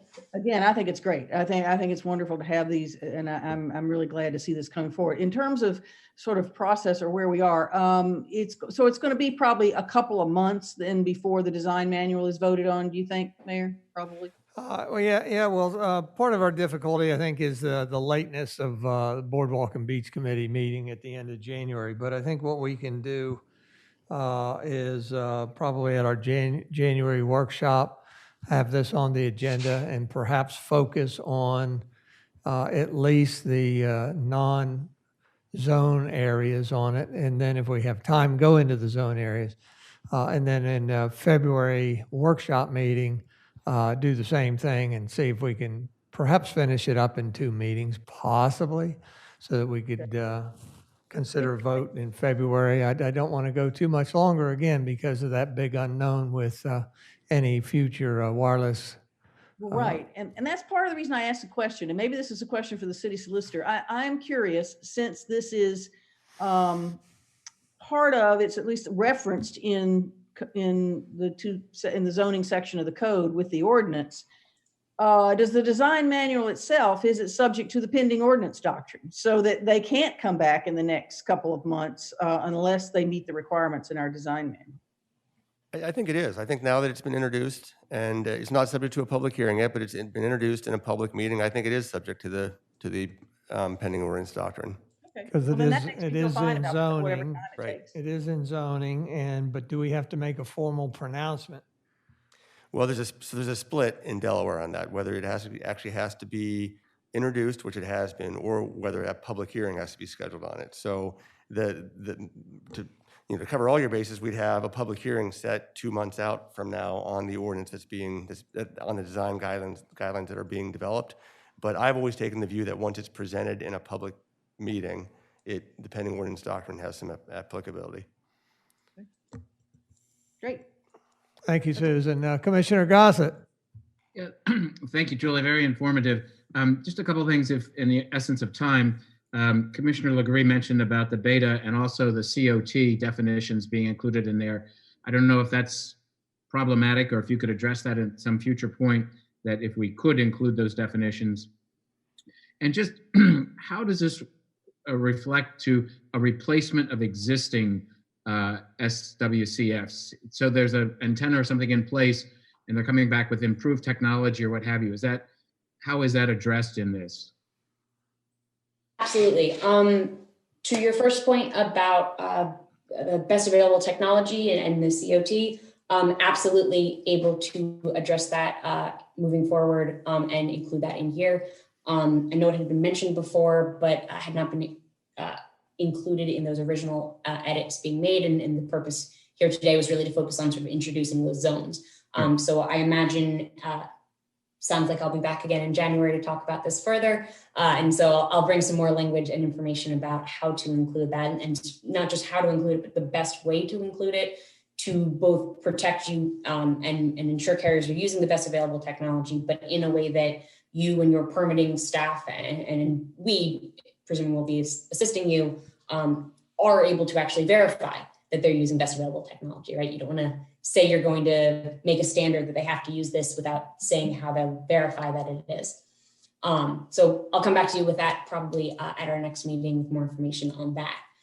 In terms of an existing facility that then would need to be replaced, the existing facility does not, at the time of these standards being put in place, have to change what's already existing to meet these standards, but any future adjustments, if you're taking if a carrier is coming in to remove an antenna and replace it with a more upgraded antenna, those antennas, the equipment involved, that installation would have to meet the design standards you have in place,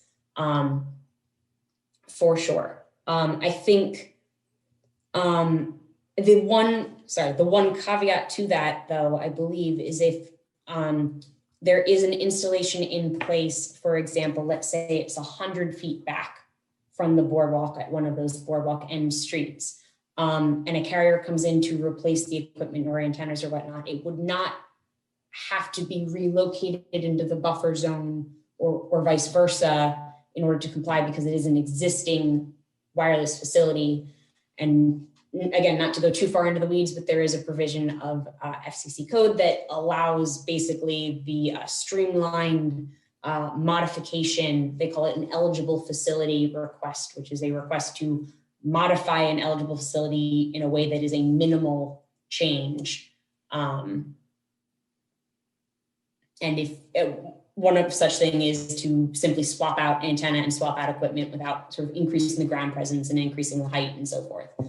So that would, in terms of moving things around or whatnot, that would not change. But in terms of meeting your aesthetic preferences in place at the time of that modification, they would probably have to make that adjustment.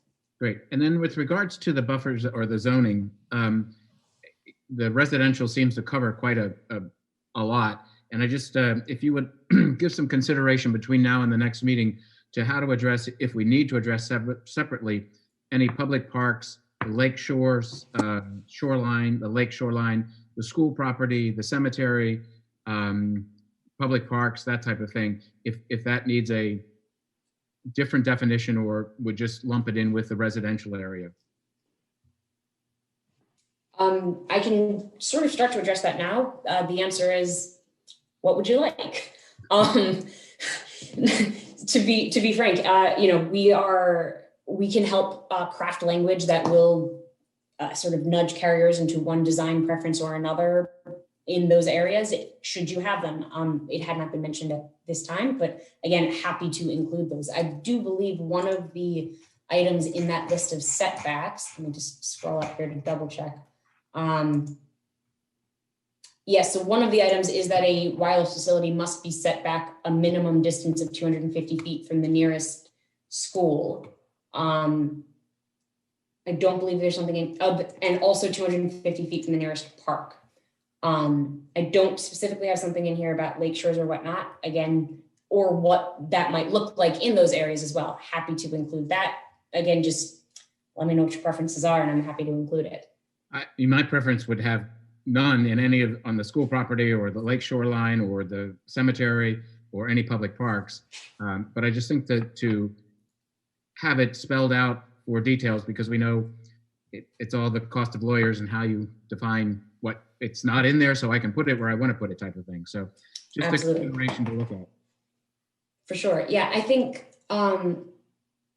if the, yes. Okay. Gotcha. Thank you, Commissioner. Commissioner Legree. Mayor, you and I can get together and perhaps we could schedule a meeting of the Boardwalk and Beach Committee earlier in January, just to discuss this, her red line, just to discuss this specific topic. And that would let you move it ahead by a month, maybe. All right. Thank you, Commissioner, for consideration. Appreciate it. And number two, the best available technology is a great reason for us to appoint a RF advisory committee to do just that, to stay abreast of the technology and to advise us on better technology that's available, because I sure can't. I don't have that knowledge, and we really do. We're going to have thousands of antennas in this area, according to Verizon, and we really would make good use of an RF committee, standing committee. Thanks, Mayor. Thank you, Commissioner. Are there any further Commissioner comments? Hearing none, we'll move forward as I articulated. Our next time this will be on the agenda, I expect will be the January workshop meeting. And hopefully some additional committee homework or committee input can be provided at that time. And Julie, you've done a wonderful job. Thank you very much. And with that, we're going to dismiss you and go to the next item of business. Thanks again, all. Thank you. With that, we're going to go, which is review future meeting dates. Number one, tomorrow, December 7th at 2:30, we have a special meeting focusing on streetscape. Number two, special meeting for streetscape number 2 on December 14th at 2:30. That's a week from tomorrow. Number 3, there's a joint planning commission and mayor commissioners meeting with focusing on the CDP on December 15th at 10 a.m. Number 4, on December 17th, Friday evening, 2 p.m. is a regular mayor and commissioners meeting, which includes, of course, that public hearing on the wireless code. We went through commissioner comments ahead of time. Are there any further comments by the commissioners? Hearing none, I'll give one last chance to the citizens to comment. We have nobody in the anchor room. Carolyn, do you have anything else you'd like to share with us? She's not on the call. She dropped off, okay. And with that, I think that brings us to a close. I adjourn this meeting at 12:35 p.m. Thank you very much.